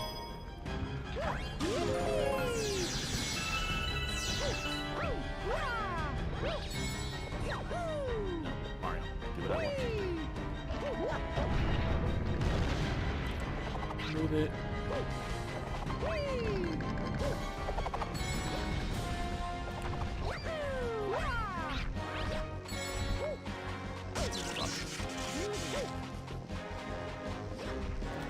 Run.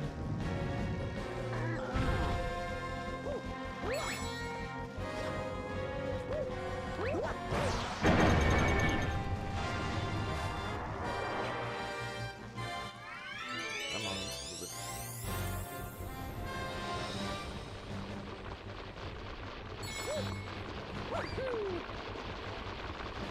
Shit. Camera's feeling weird. Got enough time here. Got plenty of time, boys.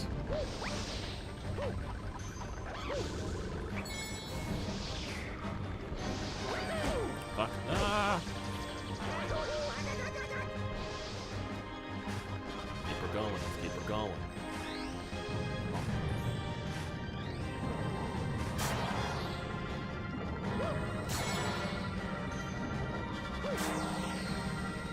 Plenty of time. Yeah. Let's see. More trade updates? Any more trades? Padres and the Giants are out on Verlander. The Giants were in for a second. This is from Andy Martino.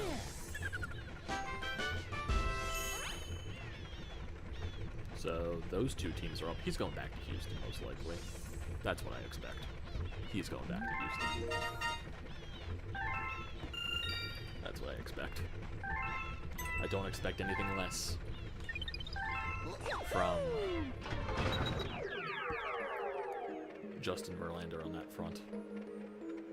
I expect him fully to go back to Houston. Fully. Okay, where else should I go? Anything else here? I never got the common medal in this thing, so I should go there.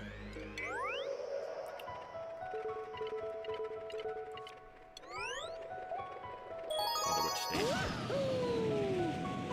I guess I gotta play both. Which one has the common medal? I have no idea. Maybe they're in both. Get this shit done. That's Luigi goes.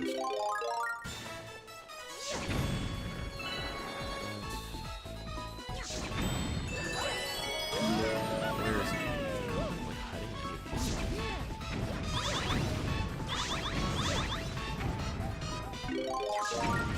So the breaker.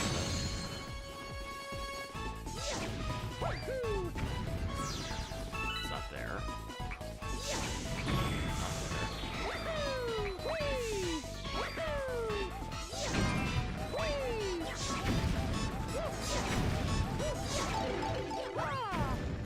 There for now. Seriously, have to go all the way up for this fire flower. Oh, boy. What is this continental?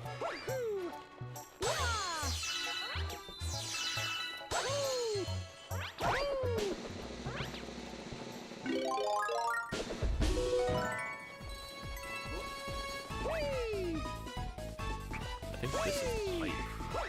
If I'm not mistaken. If I can hit it. That'd be nice.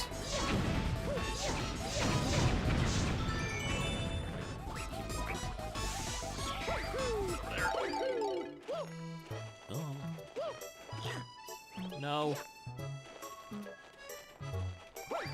go get my freaking fire flower. Ugh. Jesus.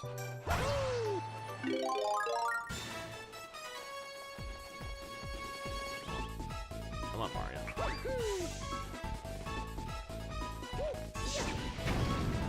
That's one up.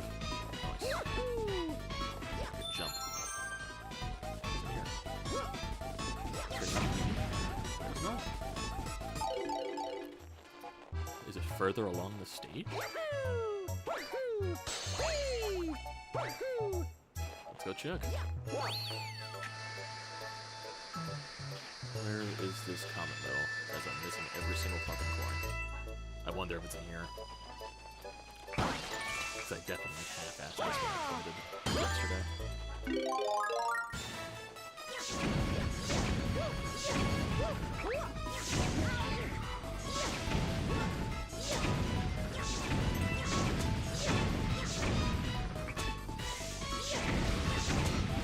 Yep, there it is. I definitely half-assed it. Okay, that makes sense.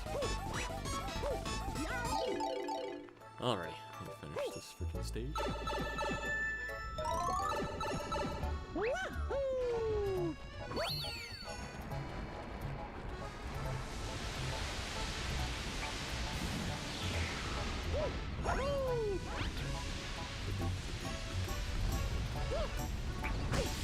Ow.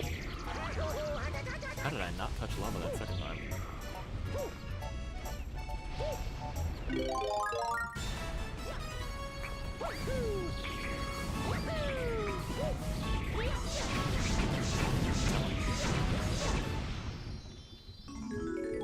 Let's see, any more trades that are happening?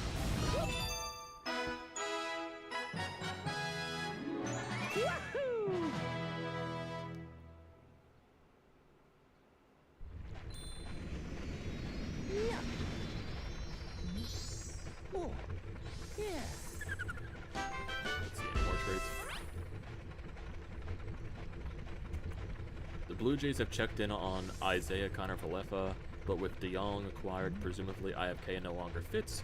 Jays sought out shortstop depth with Star Bobichette out. He is not expected to be out long. Okay. Let's see. Anything else here? Anything else? Anything else? I don't think so. Don't think so. On that trade front.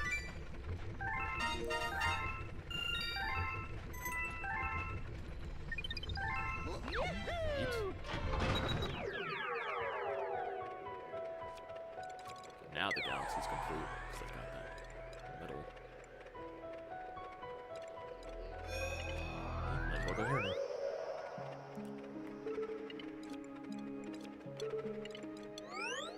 This already has a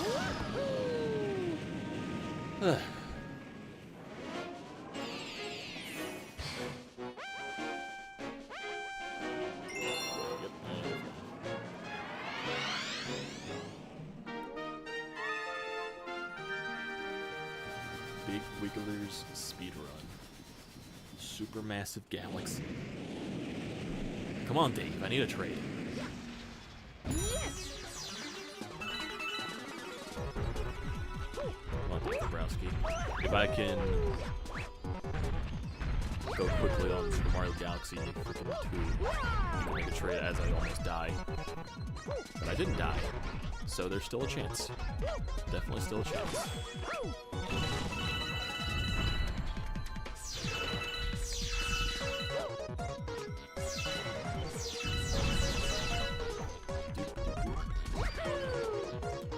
Yeah, I understand run fast. Oh my god, I'm terrified.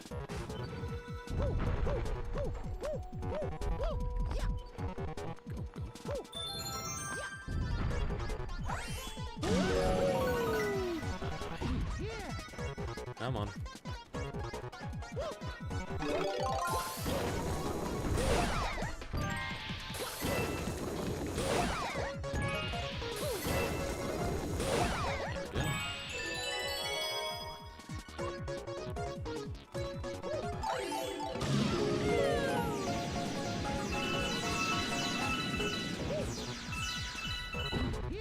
Come on.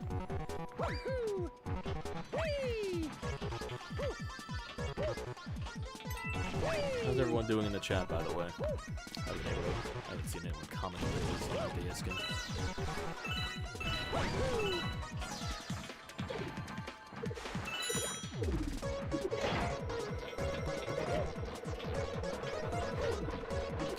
Seconds to do this now.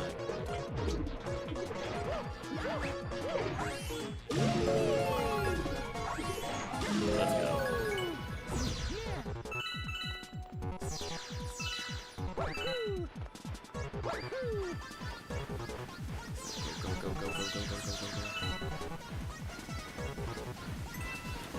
Oh my god, this is terrifying. Holy shit. I can make it. Need to trade very badly. I don't blame you, Michael. I don't blame you, Michael. I do need to trade very badly. There's nothing going on right now in trade deadline. Like I said, everything is... Oh, here we go. Orioles are working hard to acquire a starting pitcher. If anyone has prospects to get a good one, it's them.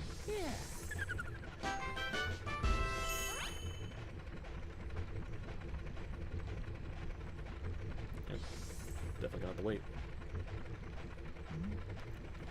I know Layton Thomas is also an option from the Nationals, but I feel like they're just going to want too much. This person just said Yankees probably going to acquire someone that is going to get us a 0.4% in the MLB Immaculate Grid next week.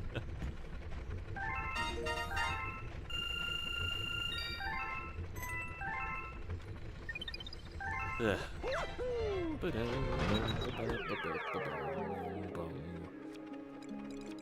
what's next? This galaxy? Flipsville?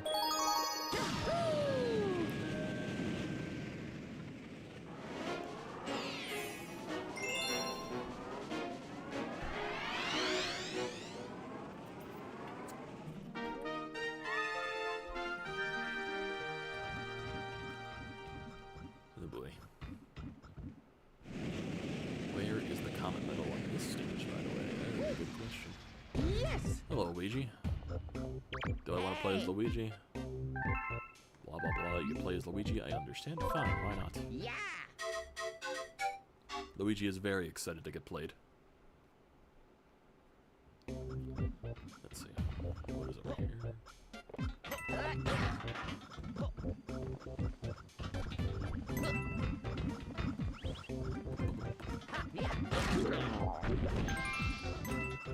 Toad.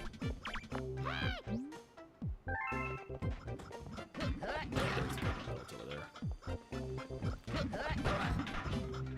Ow. This.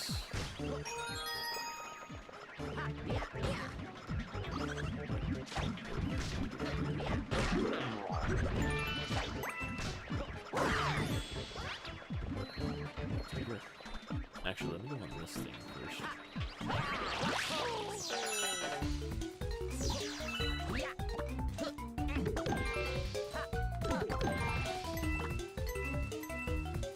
You never know, freaking prankster. Uncle Boom is gonna want the fucking coins.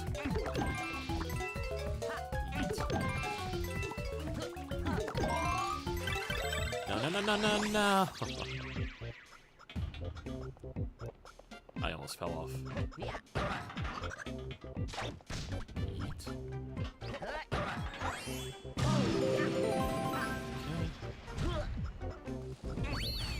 Ah, shit. Jesus. Get the fuck out of there.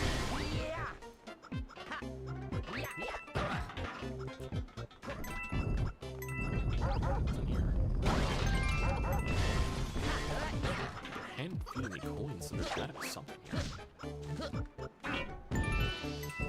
Oh boy. What am I doing? What am I doing?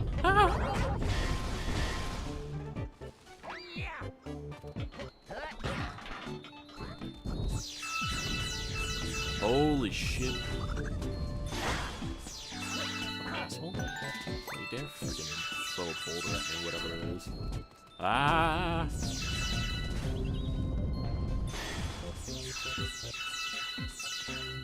I'm on Luigi.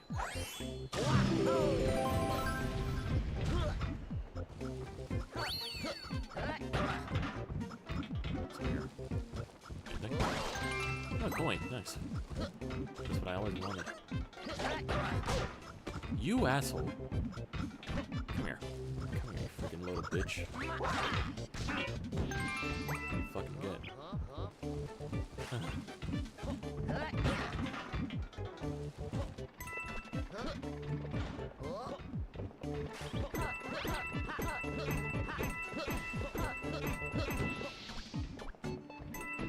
Okay.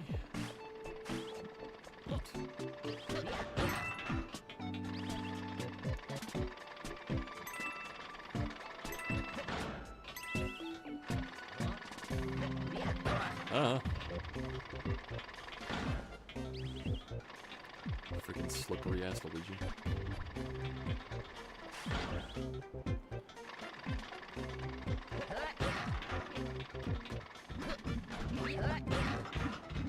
No.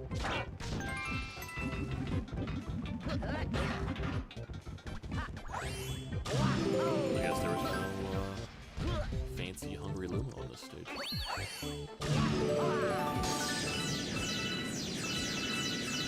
Yeah, fighting this boss is probably going to be the freaking comet thing.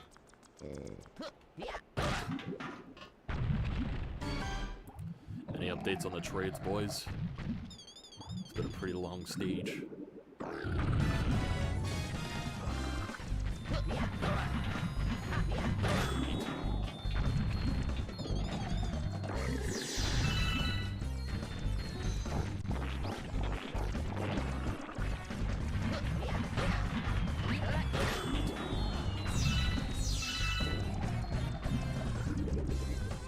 Oh shit, they're pissed.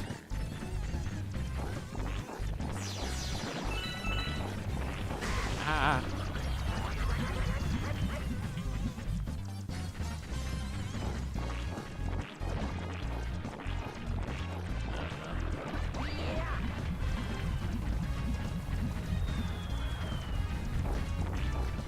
Stay over here, stay over here, stay over there.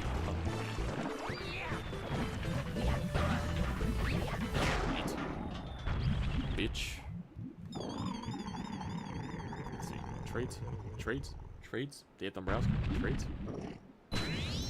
Oh, here we go. Houston Astros have a deal in place to acquire Justin Verlander from the Mets. From Jeff Passan.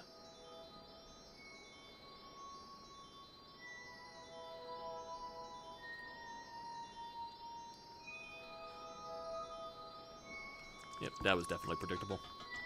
Very predictable by Houston. So Verlander gets a reunion with the Astros.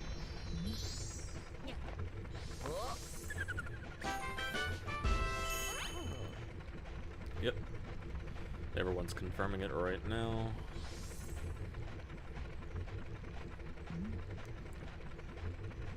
Ryan Clifford and Spencer Arrighetti are the names possible to be returned to the Mets. I wonder what that is.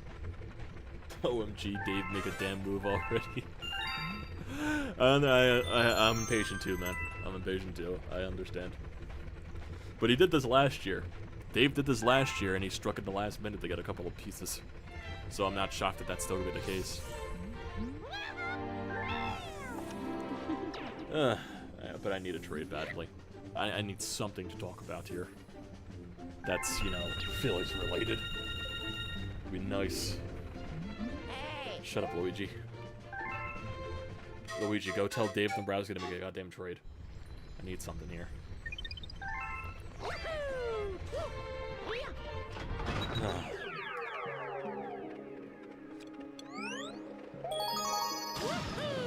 see what else is there. Oh, Verlander deal done. Maybe everyone was waiting for the Verlander deal to get done. Maybe that sparks everything else now.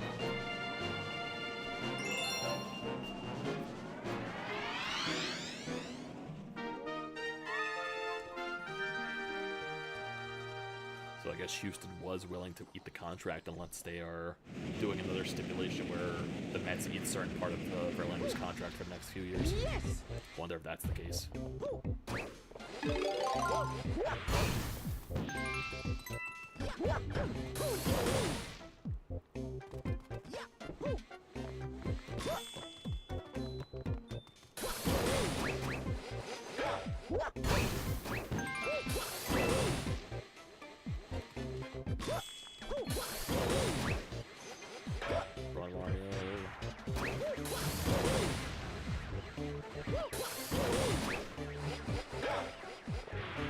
pass.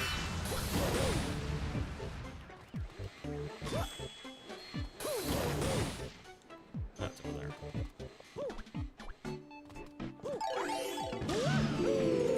Wahoo.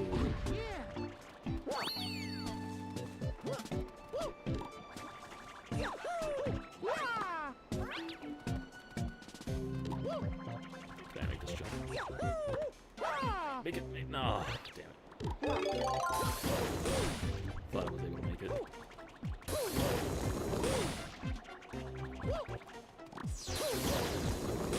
I go anywhere.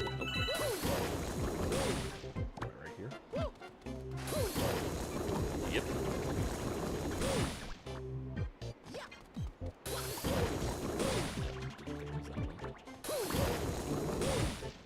It's definitely the shorter one.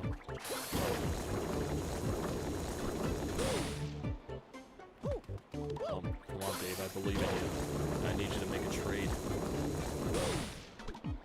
For the sanity of every Phillies fan out there. I need a trade to happen.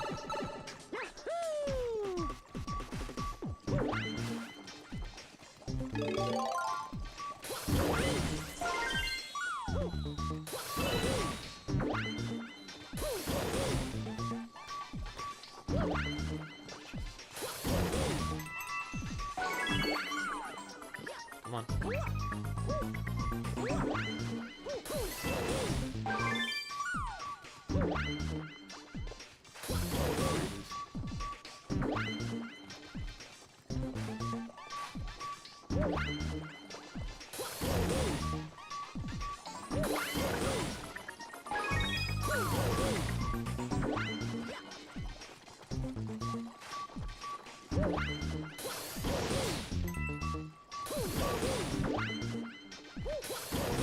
Gotta go down here, I guess.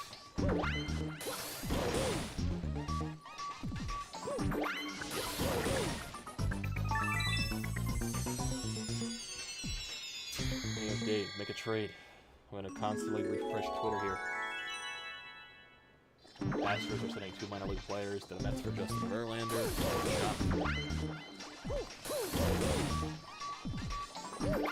Not shocked at all. That's it.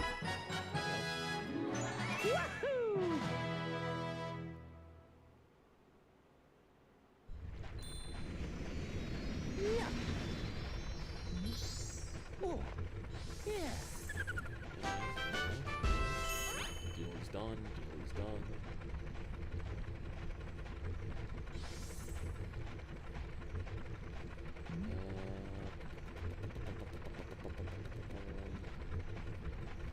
It's funny now, Verlander and Scherzer are in the same division against each other now. That's interesting. Scherzer on the Rangers and now Verlander back in Houston. That'll definitely be an interesting rivalry now. Just to add to it. I guess I gotta wait for a comment for these ones. Which is this one? 2. Yeah, I could have both have 2. I'll do this one. Chop lips. Chop lips.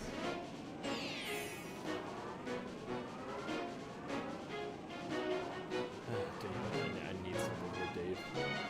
Yes, I know Justin Verlander is going to the Astros. That's all I know.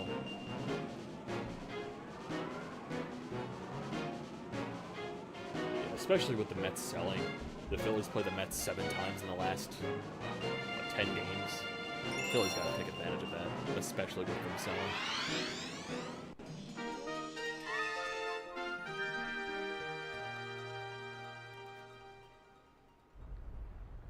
Just need something, Dave. I need something spicy. I need spice. Yes! I just need something. I'm sure he's going to get a trade going. You just got to wait until near the closer toward the end of the deadline. We're going to do it. Because we can't have any fun. Oh, there's the combo.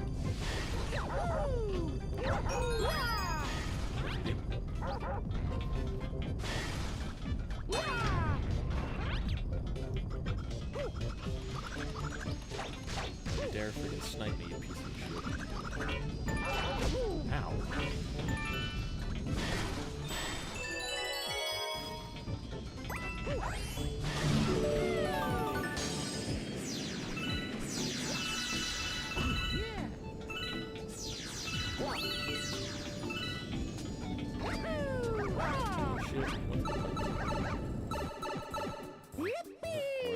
Those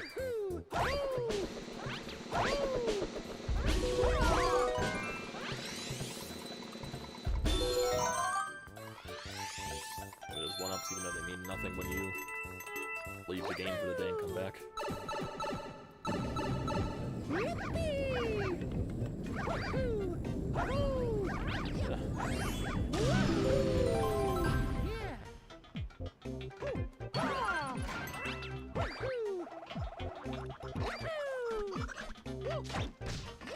Now I gotta leave this open.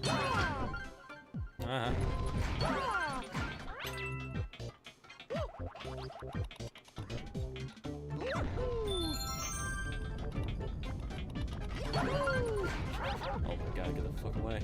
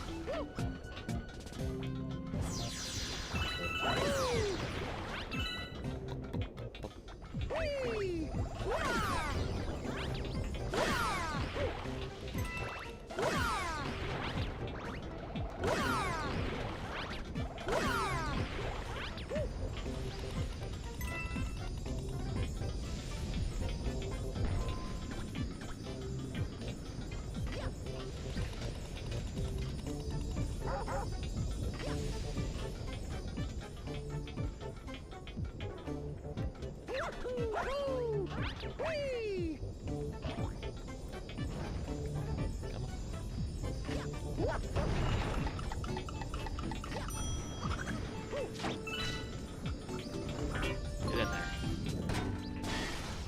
Thank you.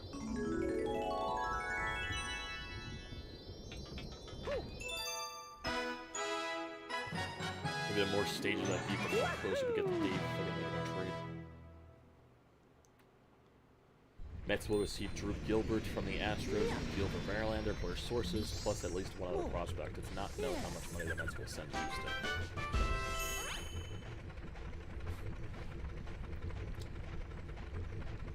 Gilbert is the Astros' #1 prospect and number 68 overall, according to MLB Pipeline. Christopher Sanchez versus Joshua Verlander in Game 2 of the World Series is going to slap.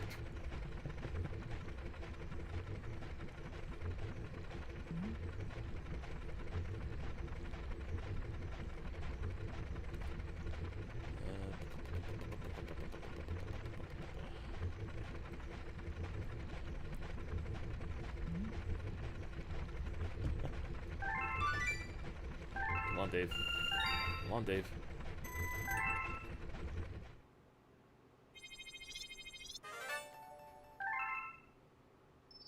Oh, there's the comment.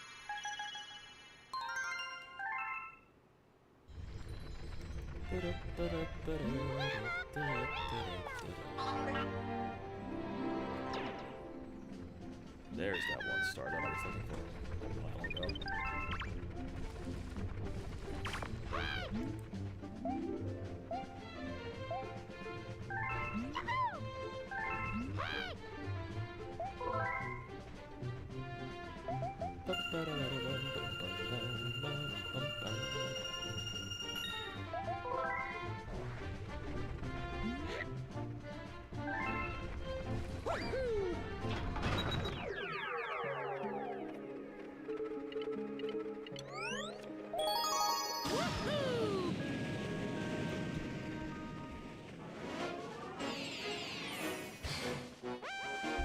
I might need something to frickin' snack. Like, do I get a snack and that's what causes Dave to get a fucking trade going? Because I'm starting to get a little famished here. As I keep refreshing Twitter before I start the stage. And here comes all the Phillies fans on Twitter opposed to the Mets. Yes! Do this.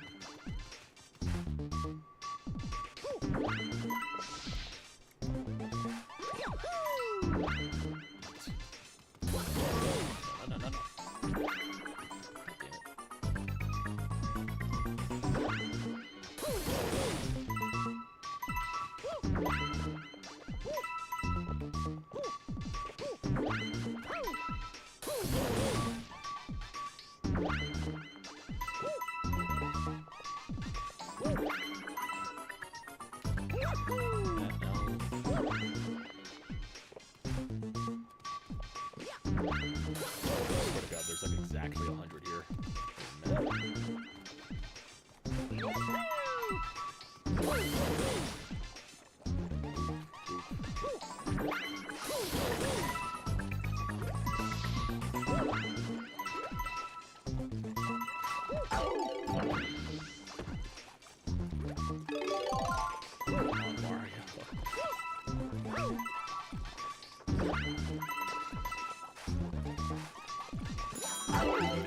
Fucking damn it, I hate those stats so much.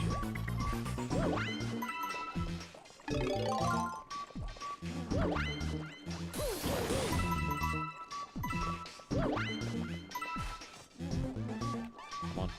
No, what am I missing? What am I missing?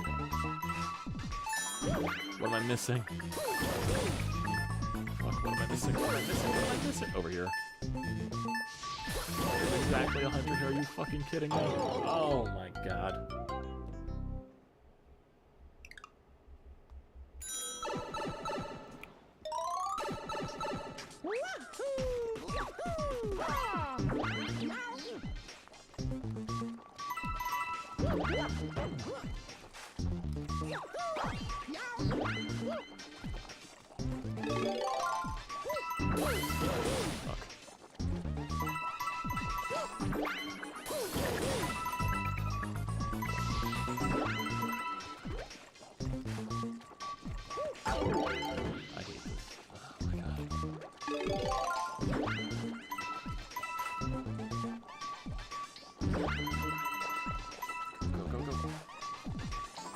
Yeah.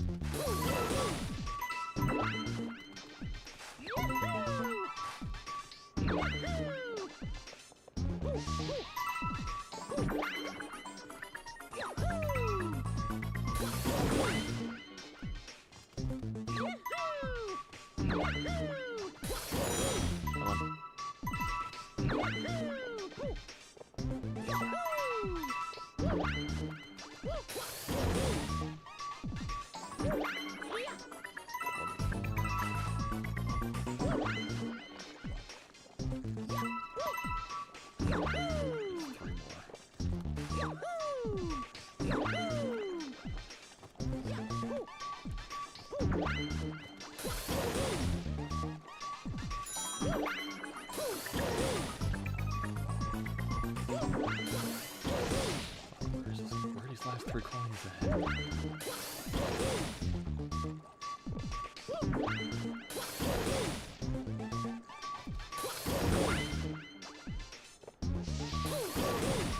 Oh my god, where are these coins?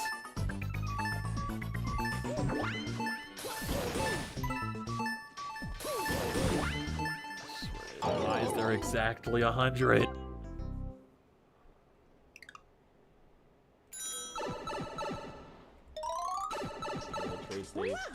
Struggle here.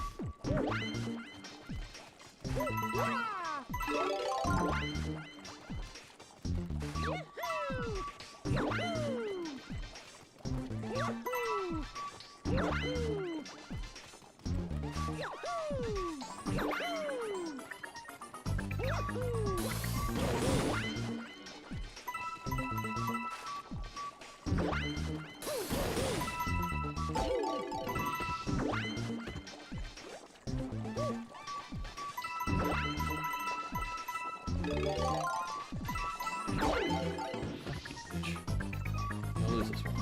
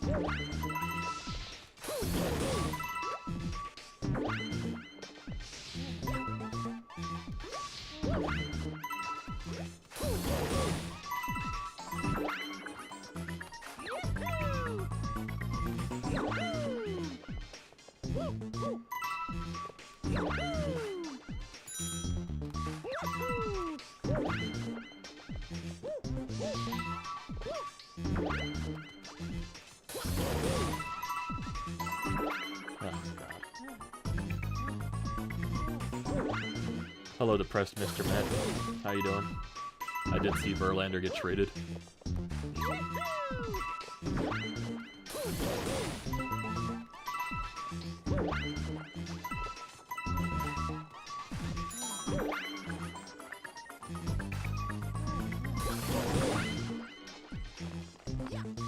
There we go, that's what I do. Come on, come on. I swear to God, my dog.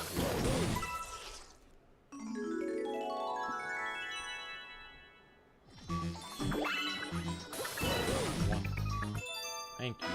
Jesus. Jesus. Jesus. Stage took way too long. Let's see, any more updates on trades besides the Verlander one? Because I'm assuming that's the one that we talked about for a little bit. Royals and Marlins talked again today about the old sending Salvador Perez to Miami, but one source says it's not happening. That's from Jason Stark. Interesting.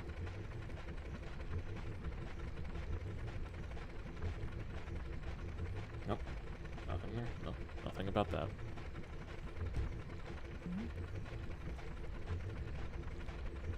This reminds me of Mario 64 a little bit. Oh, it's Mario Galaxy. Mario Galaxy 2. I'm glad the Mets accepted that they're not going anywhere and pretty much rebuilding. Well, they made the right call then. They made the right call. That's the case. Let's see. In the last 4 years, the Mets have lost Zack Wheeler, Marcus Stroman, Jacob deGrom, Taijuan Walker, Max Scherzer, and Justin Verlander via trade or free agency. Just the funniest franchise to ever do it. This is from Johnny Heller. That's Phillies fan.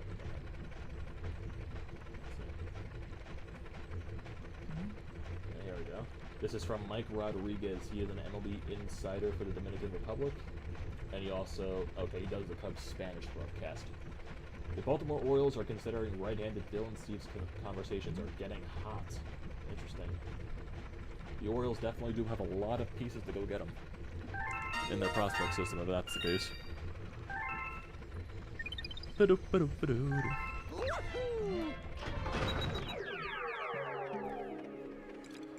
zoom out and go to that one thing that I got to...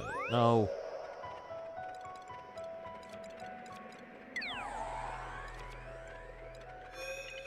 Come on. Go here. Get this done.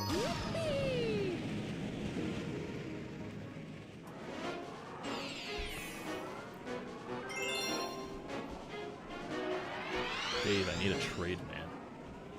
I just need something. I'll take something. Not Tommy Pham, though. I don't want Tommy Pham.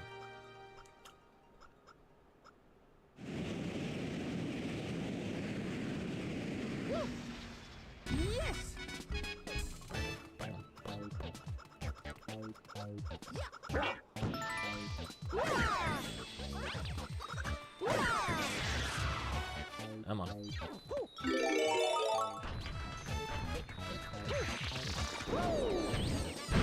Dodgers might be making a last push for Eduardo Rodriguez from the Tigers, since they got out, since Verlander's already gone. I guess it makes sense. The Dodgers are always going to be after pitching, especially with all the injuries they have to their pitchers.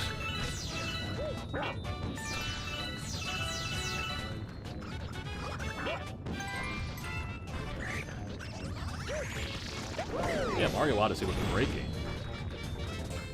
Fantastic game, actually. You can actually emulate Mario Odyssey, but it's probably unstable with the Switch emulator. Oh my god, I just got bombarded.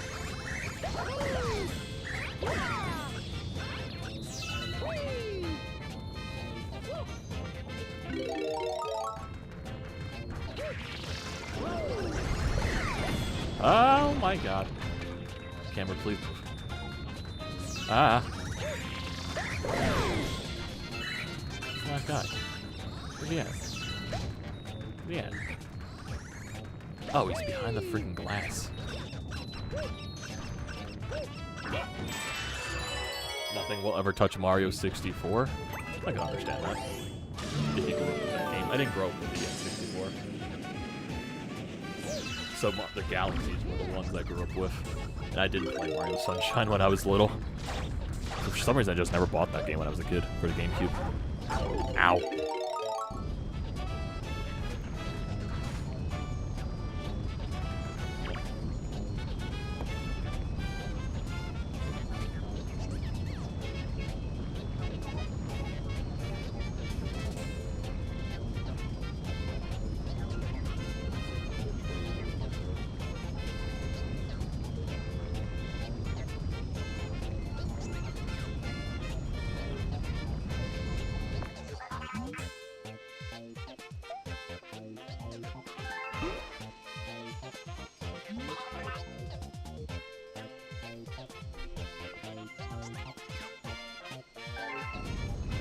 Give me a Goomba.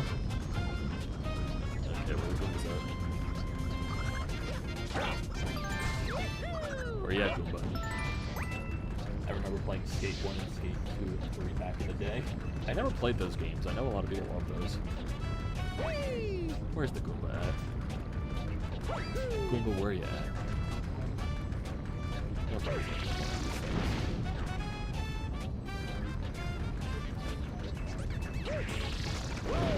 There's a Goomba. Come on. Come on. Come on, follow me. No, no, no, no, no. Don't you dare get crushed. What am I doing? What the fuck was I doing there? I just killed the Goomba. No, that doesn't.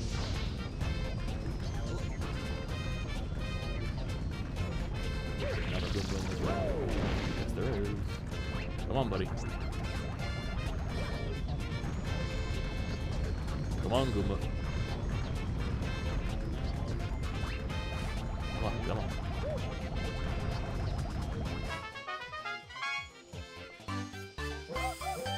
Thank you.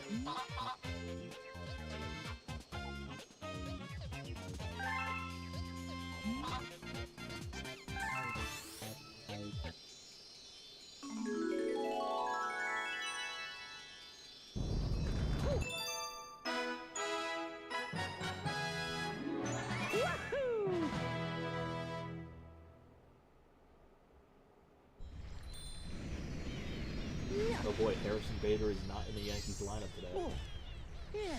So I'm assuming that means he's getting traded.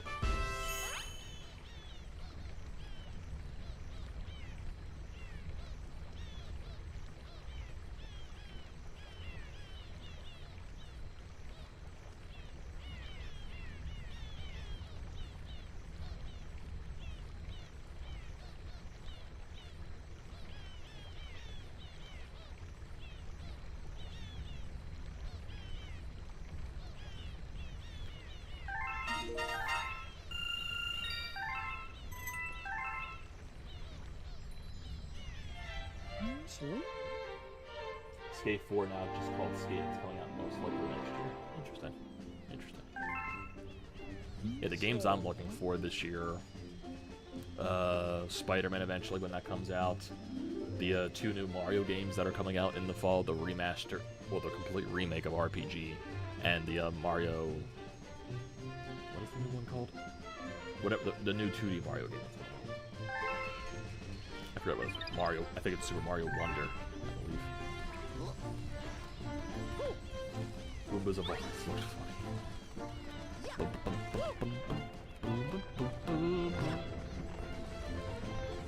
Okay.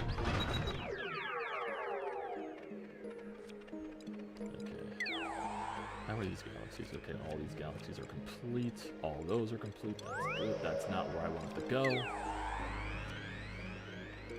Over here. All of these galaxies. Okay, I'm still waiting for the comet to appear there, so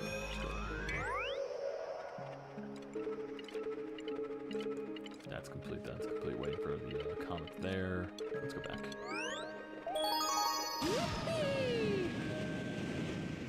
It sounds like the Mets are paying all of Scherzer's salary, too. If that's the case, I'm not sure.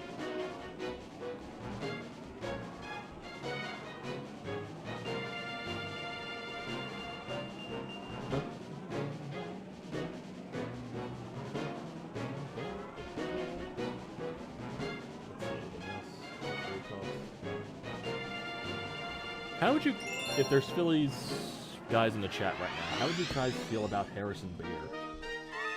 Because apparently he's not in the lineup for the Yankees today, and he's definitely one of those guys that's on the trade market. How would you feel about Harrison Bader? I'm not entirely sure how I feel about him. Yes. What has he been doing this year for the Yankees? 256 average, 7 home runs, 33 RBI. Solid for what he is, I guess. What did he do for the Yankees? Didn't he go off for the Yankees last year when he was traded to them? Or something like that? Or am I completely wrong? It's not. It's not. Am I thinking of someone else? Where is his, kind of just looks like another, you know, person that's glove first and bat second. Interesting. Hey, Luigi. Not fucking Spring Mario.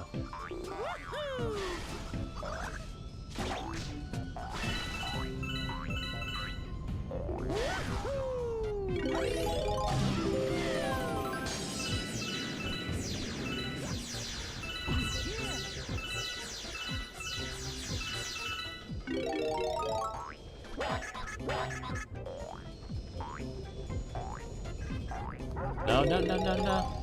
I'm gonna jump.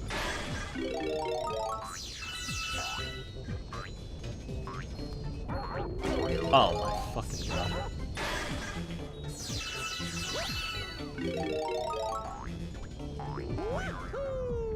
Dead. Oh. Yeah, fucking die, Mario. Go ahead.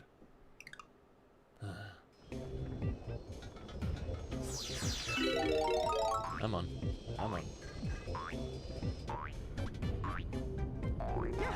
There we go.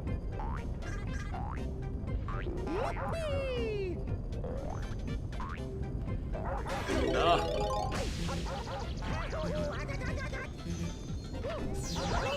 Ah. Come on, Bryce is fucking me up so badly.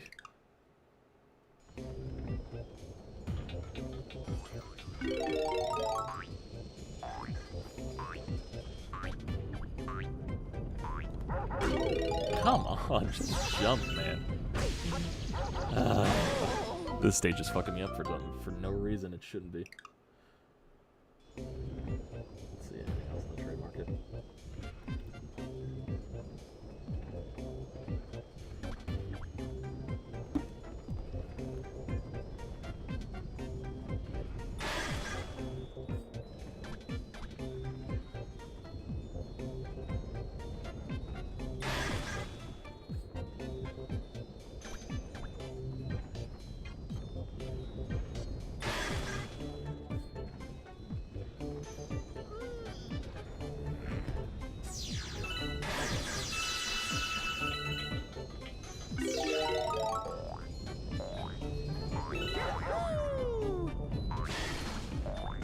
There we go. Come on. Come on! Why am I getting fucked up by this so badly?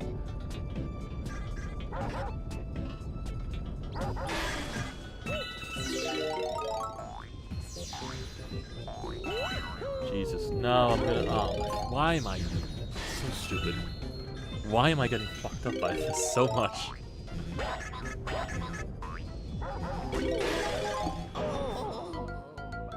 The hell? The hell, man? Come on. Come on, I'm embarrassing myself here. Come on.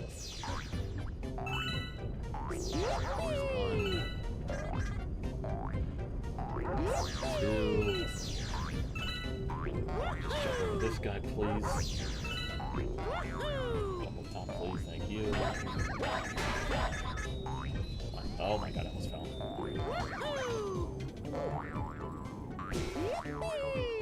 Thank you. Jesus. Not supposed to be that.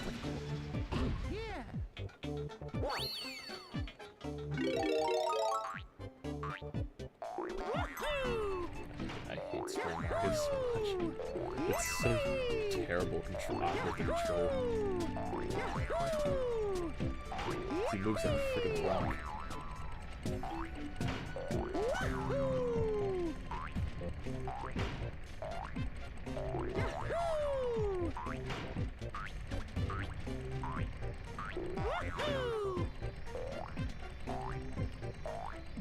Bounce on your head, Mario.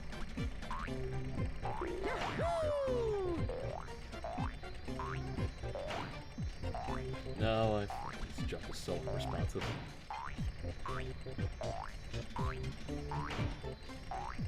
Jump! Just jump! Oh, I'm asking. Nah.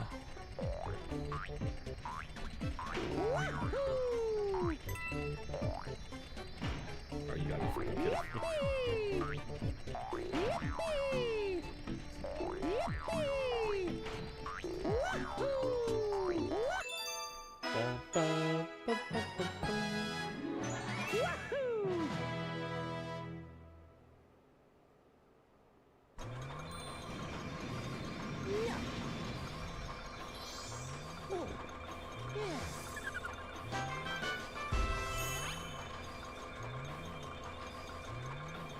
This is an article from Matt Gelb, or a post from Matt Gelb. This is not from Twitter. I'm assuming this is from the, wherever he writes. I'm assuming the Athletic. While the focus has been on the Phillies' search for a right-handed hitting outfielder, Major League sources have still anticipate the Phillies to acquire a reliever prior to the 6 p.m. trading deadline. The Phillies have found prices for back-of-the-rotation starters to be high, and while the bullpen has been the club's strongest unit, the concern about the strain put on closer Craig Kimbrell. Well, there is concern about the strain put on closer Craig Kimbrell. The Phillies are not sure what to expect from Seranthony Dominguez, who has been shaky since his return from the injured list, and are still waiting for Jose Alvarado to return. So, yeah, like I said, the most likely they're going to get another right-handed bat, and they're going to get a bullpen guy. I would not be shocked.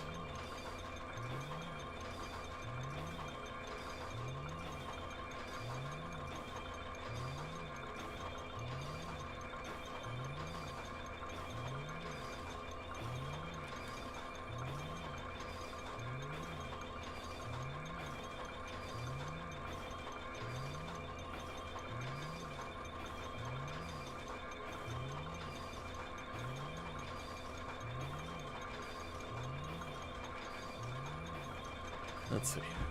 Okay, boys, I'll be right back. I want to get something to snack on. Because I am quite finished.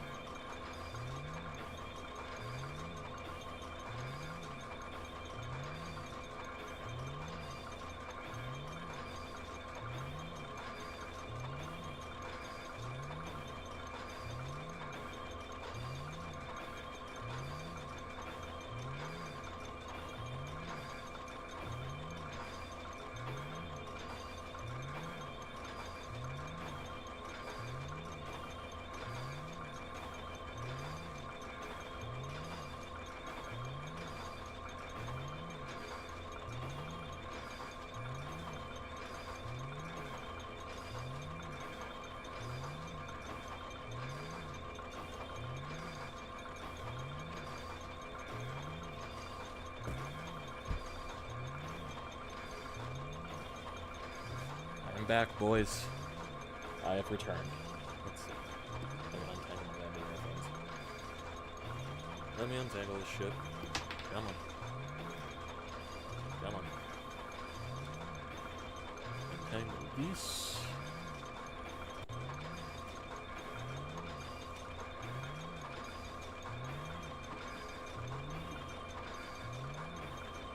Okay. Dave, I need a trade here. Any updates on Twitter?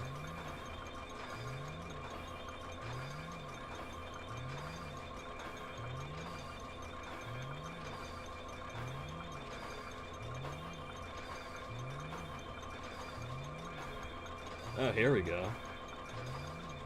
That was odd.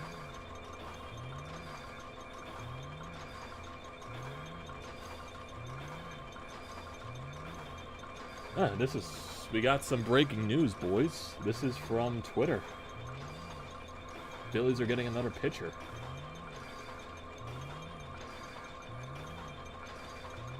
Tigers are close to sending Michael Lorenzen to the Phillies, per John Morosi.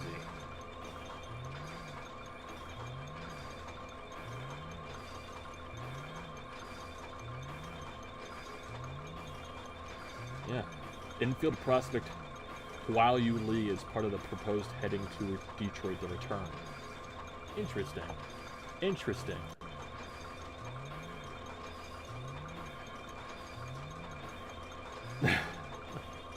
So this might be the trade that the Phillies are going for right now. Yep. Phillies working, this is from John Heyman, Phillies working on a deal for Michael Lorenzen.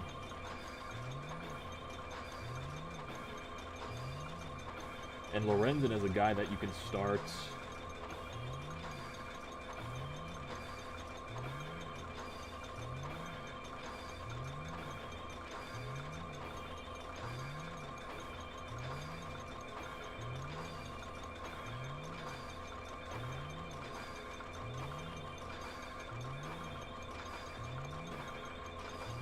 Let's see. Trying to confirm everything.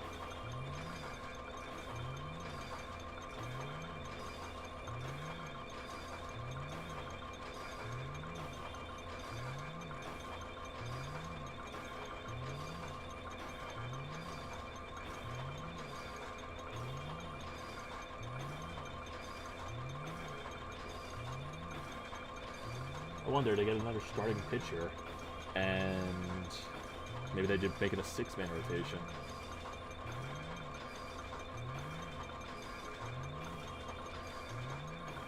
Interesting.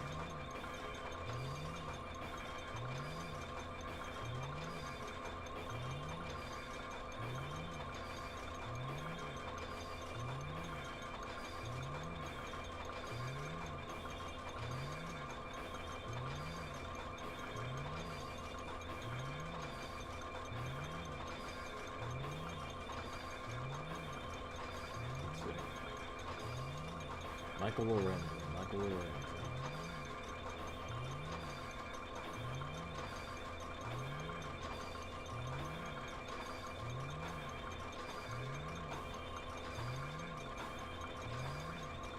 Let's see, I'm trying to work on the details here.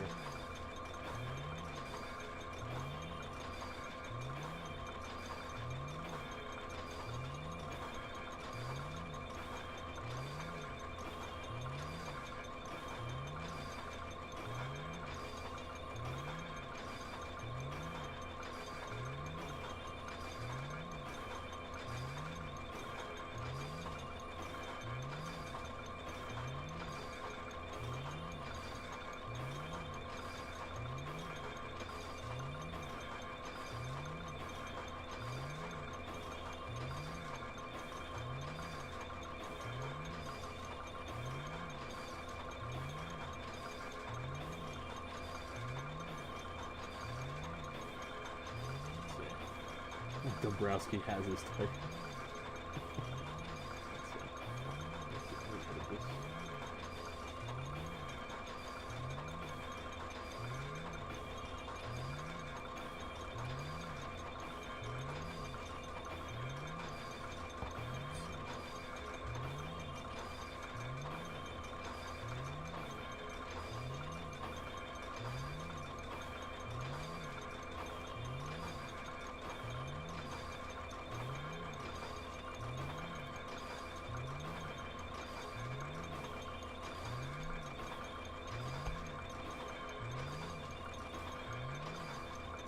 I'm trying to figure this out, boys. I'm just trying to figure it.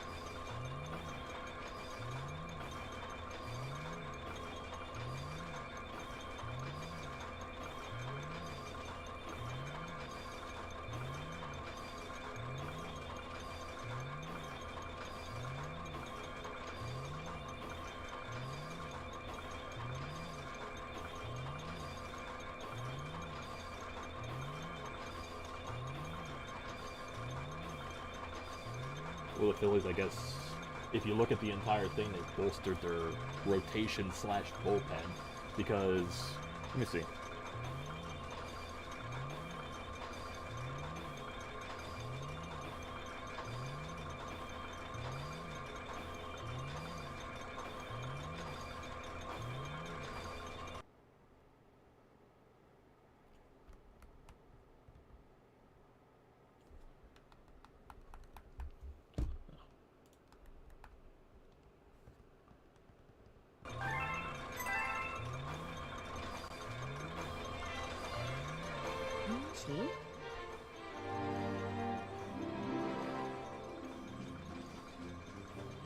I was trying to see if anything here. Yep, here we go. Yep, trade is official.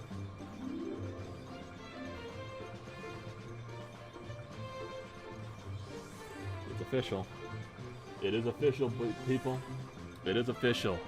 Phillies have traded for Michael Lorenzen from the Detroit Tigers for prospect Hua-Yu Lee. Hua-Yu Lee is the fifth to fourth ranked prospect in the Phillies farm system. He could definitely be a major leaguer, but he's definitely blocked by all the contracts that we have, so I'm not really shocked. I don't have a problem giving him him. Dave Dabrowski definitely isn't done though.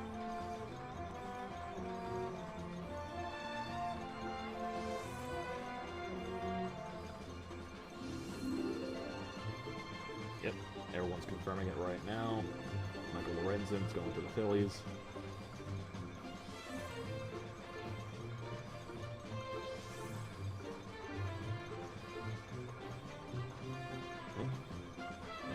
Let's check out Michael Lorenzen's numbers.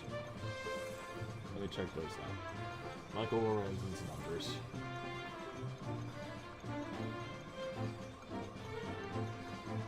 Michael Lorenzen.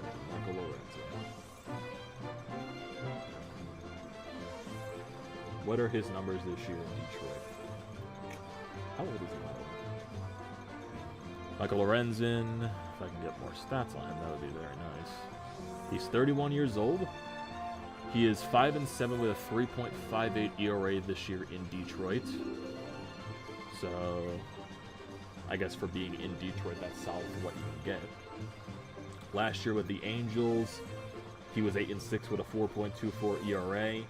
He's definitely getting towards his career high in innings, though, because he's at 105 innings this year. The highest amount of innings he's pitched in his career was his first year in the league was 113, so he's definitely getting close to that. I'm assuming Lorenzen, for the end of the year, is probably going to be more around a 6 starter. Then once you get closer towards playoff time, he's that long guy out of the bullpen. That's what I would expect at this point. His numbers look solid. I think it's a solid pickup overall. I think people are going to complain more that you gave up a top prospect for him. But if you look at the overall stipulations of everything, is that Lee was never going to be a part of the Phillies because there's so many contracts that are blocking his position up here. Even though he's only 20 years old and a lot can happen in a couple of seasons, but he's definitely blocked by a lot of the people here.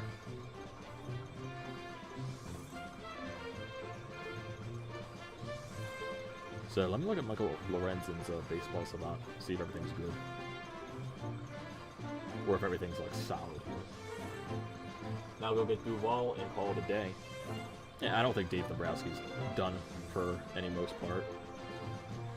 So from what I'm seeing here, Lorenzen definitely looks like a guy that is a pitch-to-contact type of pitcher from everything. He's got 83 strikeouts this year, so he's definitely more of a contact type of guy. The whiff percentage is definitely in the low. The hard hit percentage is definitely around the mid. He's good. He doesn't walk people, which is good. Gets people to chase a little bit. The fastball spin's really good. Yeah. Not shocked. Not shocked. Average exit velocity this year is around 90. What he gives up. It's definitely a very solid pickup for the Phillies. Definitely a very solid pickup. The only concern is at the innings. That's the only concern.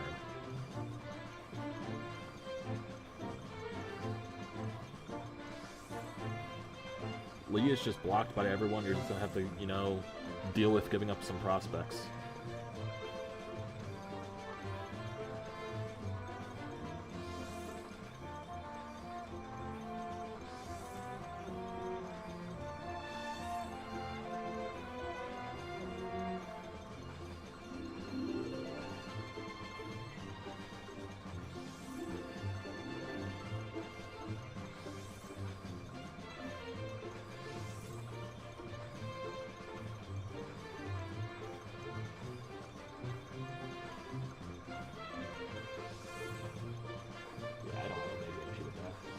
Definitely don't. I'm just trying to go through Twitter just to see if there's anything else, because who knows with Dave Dombrowski. Yeah. Lorenzen, he gives you flexibility. He can extend your rotation to 6 guys so you can, you know, give some guys an extra day of rest, especially would be helpful with this long, you know, stretch of no days off upcoming. And, you know, come around playoff time, he can give you some flexibility out of the bullpen.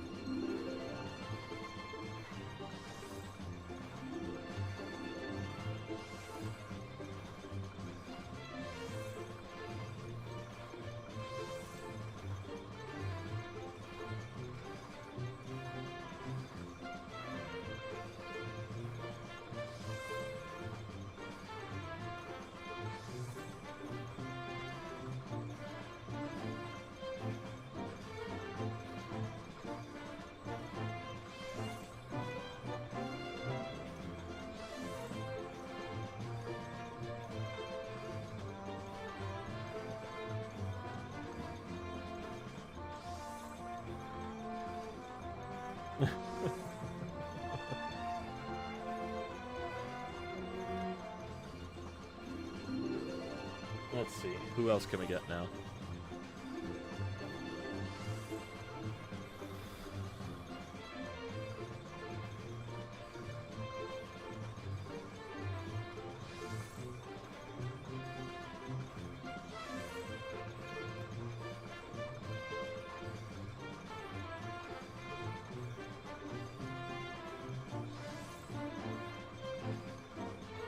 Try to see if there's anything else here now. Yep.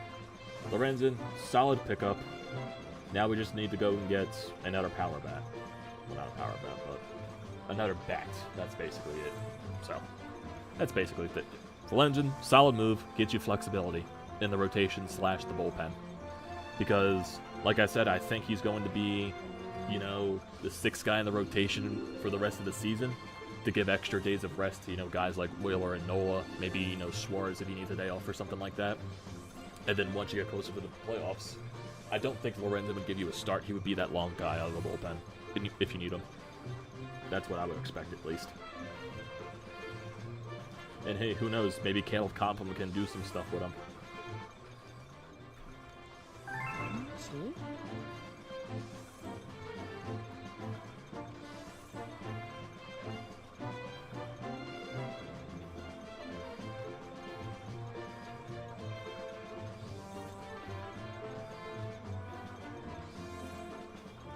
Interesting. Here's a stat from Corey Seidman. Lorenzen is having a very good year. No runs or one allowed in 9 of 18 starts. Has a 3.0 ERA, 3.04 ERA since May 1st. He's been working extremely efficient all season. He has pitched into the 7th inning. He's pitched into the 7th inning 7 times despite only reaching 100 pitches once in 2023. Definitely a very solid back into the rotation guy. Very solid. It's a very flexible move. I don't mind that at all. That's a good trade from Dave. Good trade. Now we just got to see.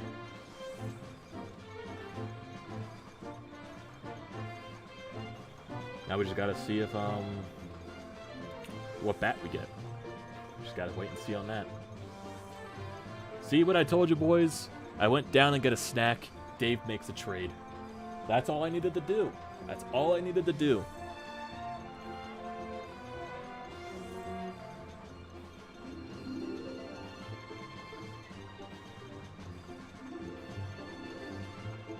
Jose says about time. Oh, yeah, definitely about time. Definitely about time. Now I can enjoy my snacks. Went down and got a cherry Pop-Tart. Cheers to Dave Dombrowski finally making a trade, and for the next trade that he is going to make for a bat, hopefully. Hopefully that bat is Adam Duvall. Because that's what I want. A guy that can hit for power and can play a good glove in the outfield. In left, at least. Cheers, boys.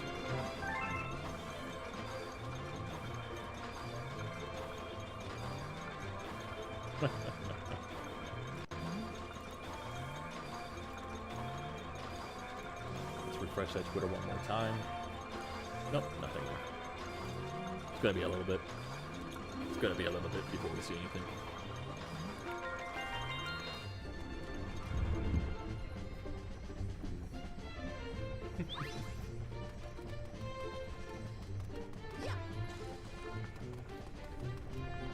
Dave Dombrowski, always trust him with my life.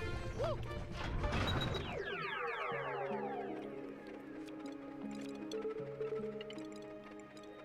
just make sure there's no there. Nope.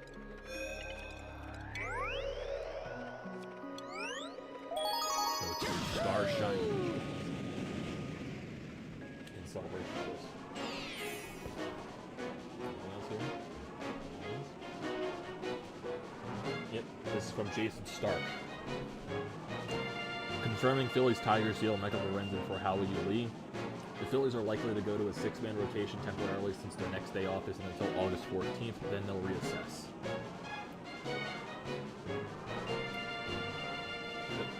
That definitely makes a lot of sense. Makes a lot of sense to go to a 6-man rotation anytime. Especially with the days off, or the lack of days off. Makes a lot of sense.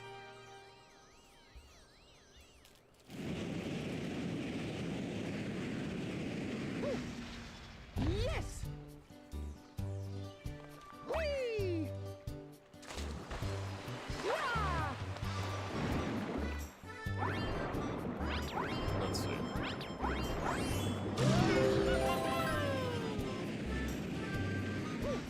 Ugh.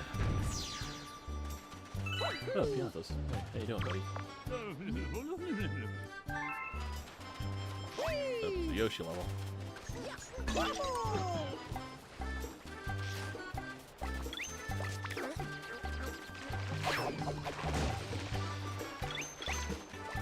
Ow!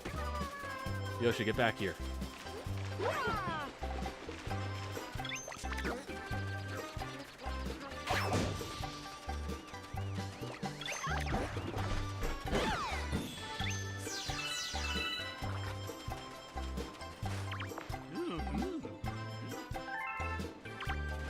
Let's see where to go.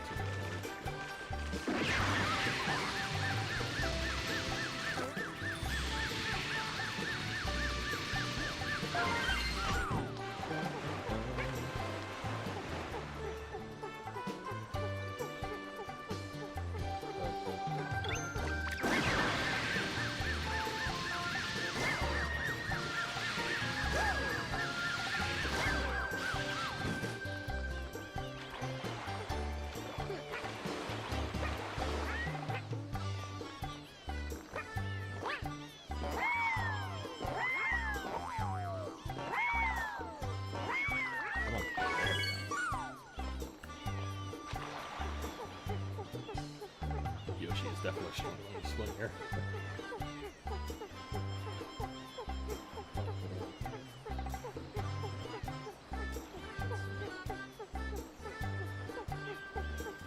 The Phillies finally got their slugger with Michael Lorenzen is actually a pretty good hitter. I do remember having seen some seasons of Michael Lorenzen going deep.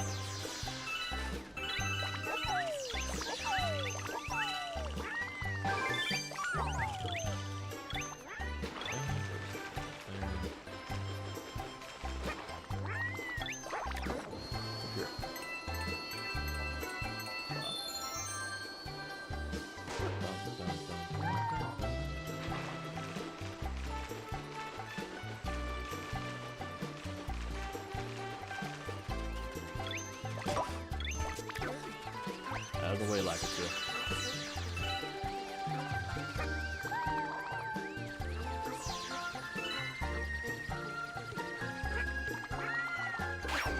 That's not okay.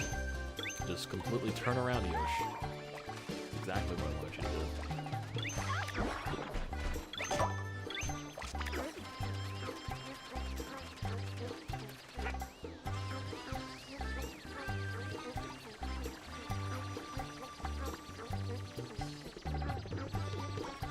Yeah. Where's the comment middle here, by the way?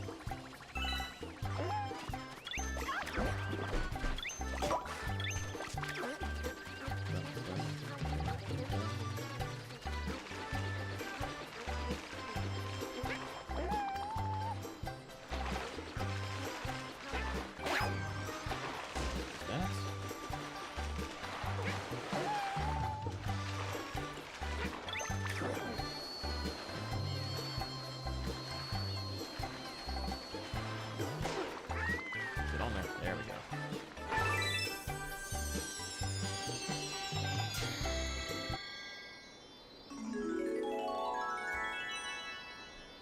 Okay, this metal's gotta be showing up.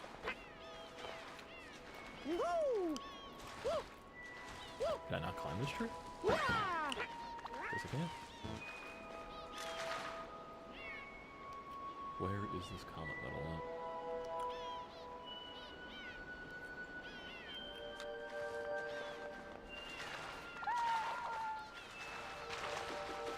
I feel like it's down below.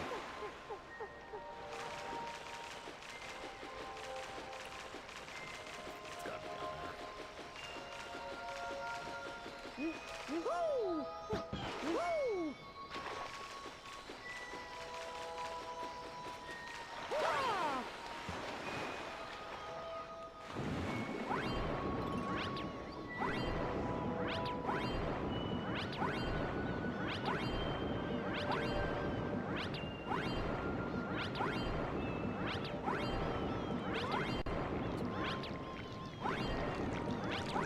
There it is. I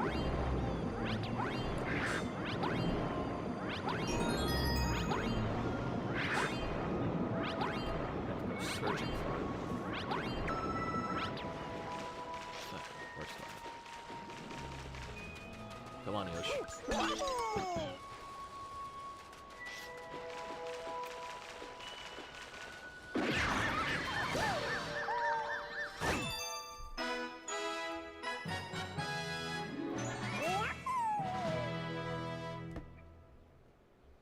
Anything else happening in Phillies land? Oh, yeah.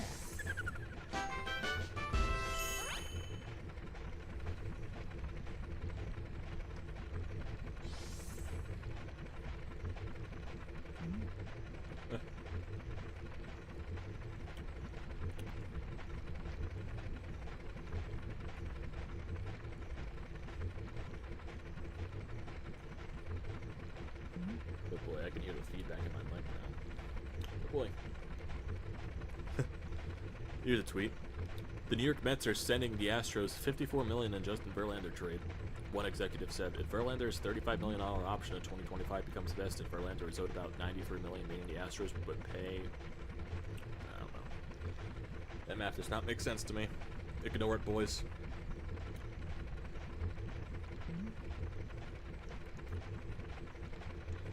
The Mets are potentially paying $90 million to watch Max Scherzer and Justin Verlander pitch for 2 teams. Jesus Christ.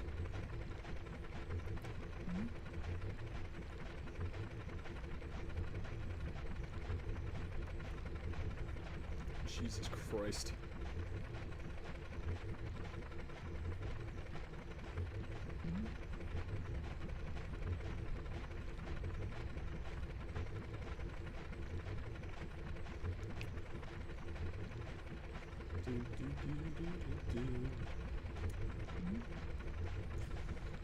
Eduardo Rodriguez and Jack Flaherty have strong markets with a little more than 2 hours left until the deadline.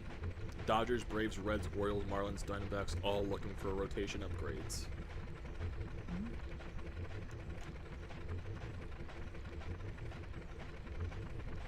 Interesting.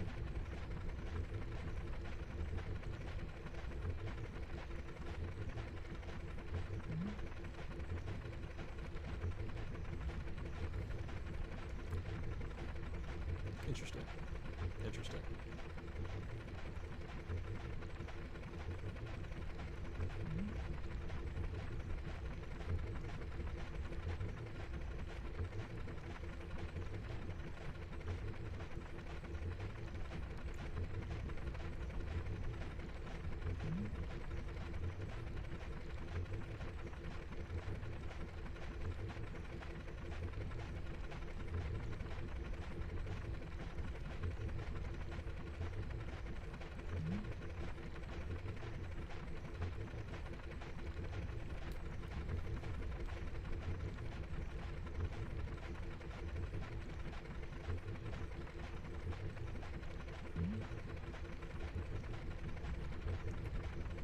Oh boy.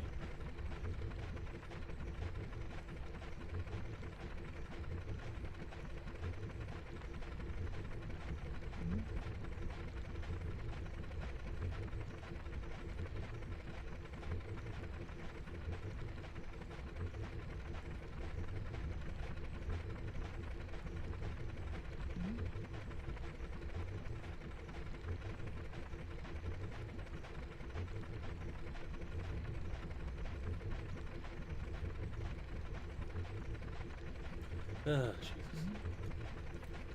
Imagine if we somehow got Verlander. I'm good. I'm good. I know the Mets would be paying most of his salary, but I wouldn't want to take the risk. That's just me. Because at this point, with the way the age of Verlander and Scherzer are, their arms can fall off any minute. So.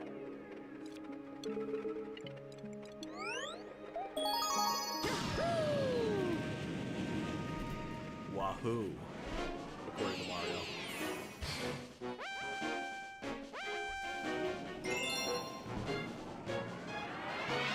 Cosmic Clones and the Chomp Works.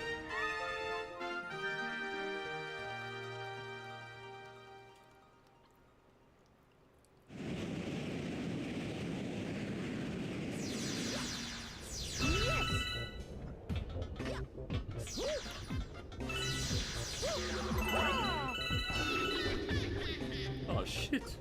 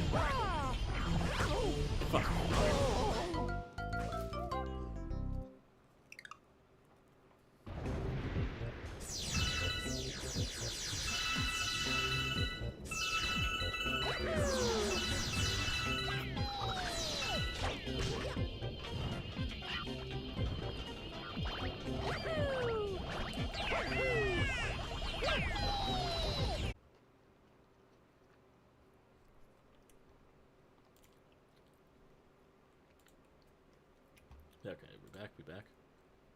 Oh yeah. Well.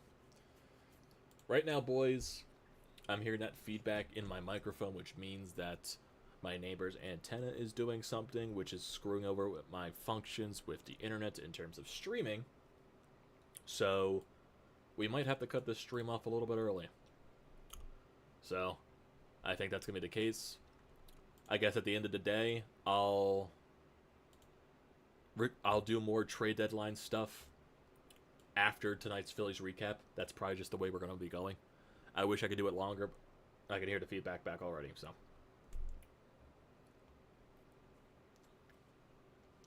yeah, so I think I'm just going to end it because I don't know when this thing is gonna stop. So like I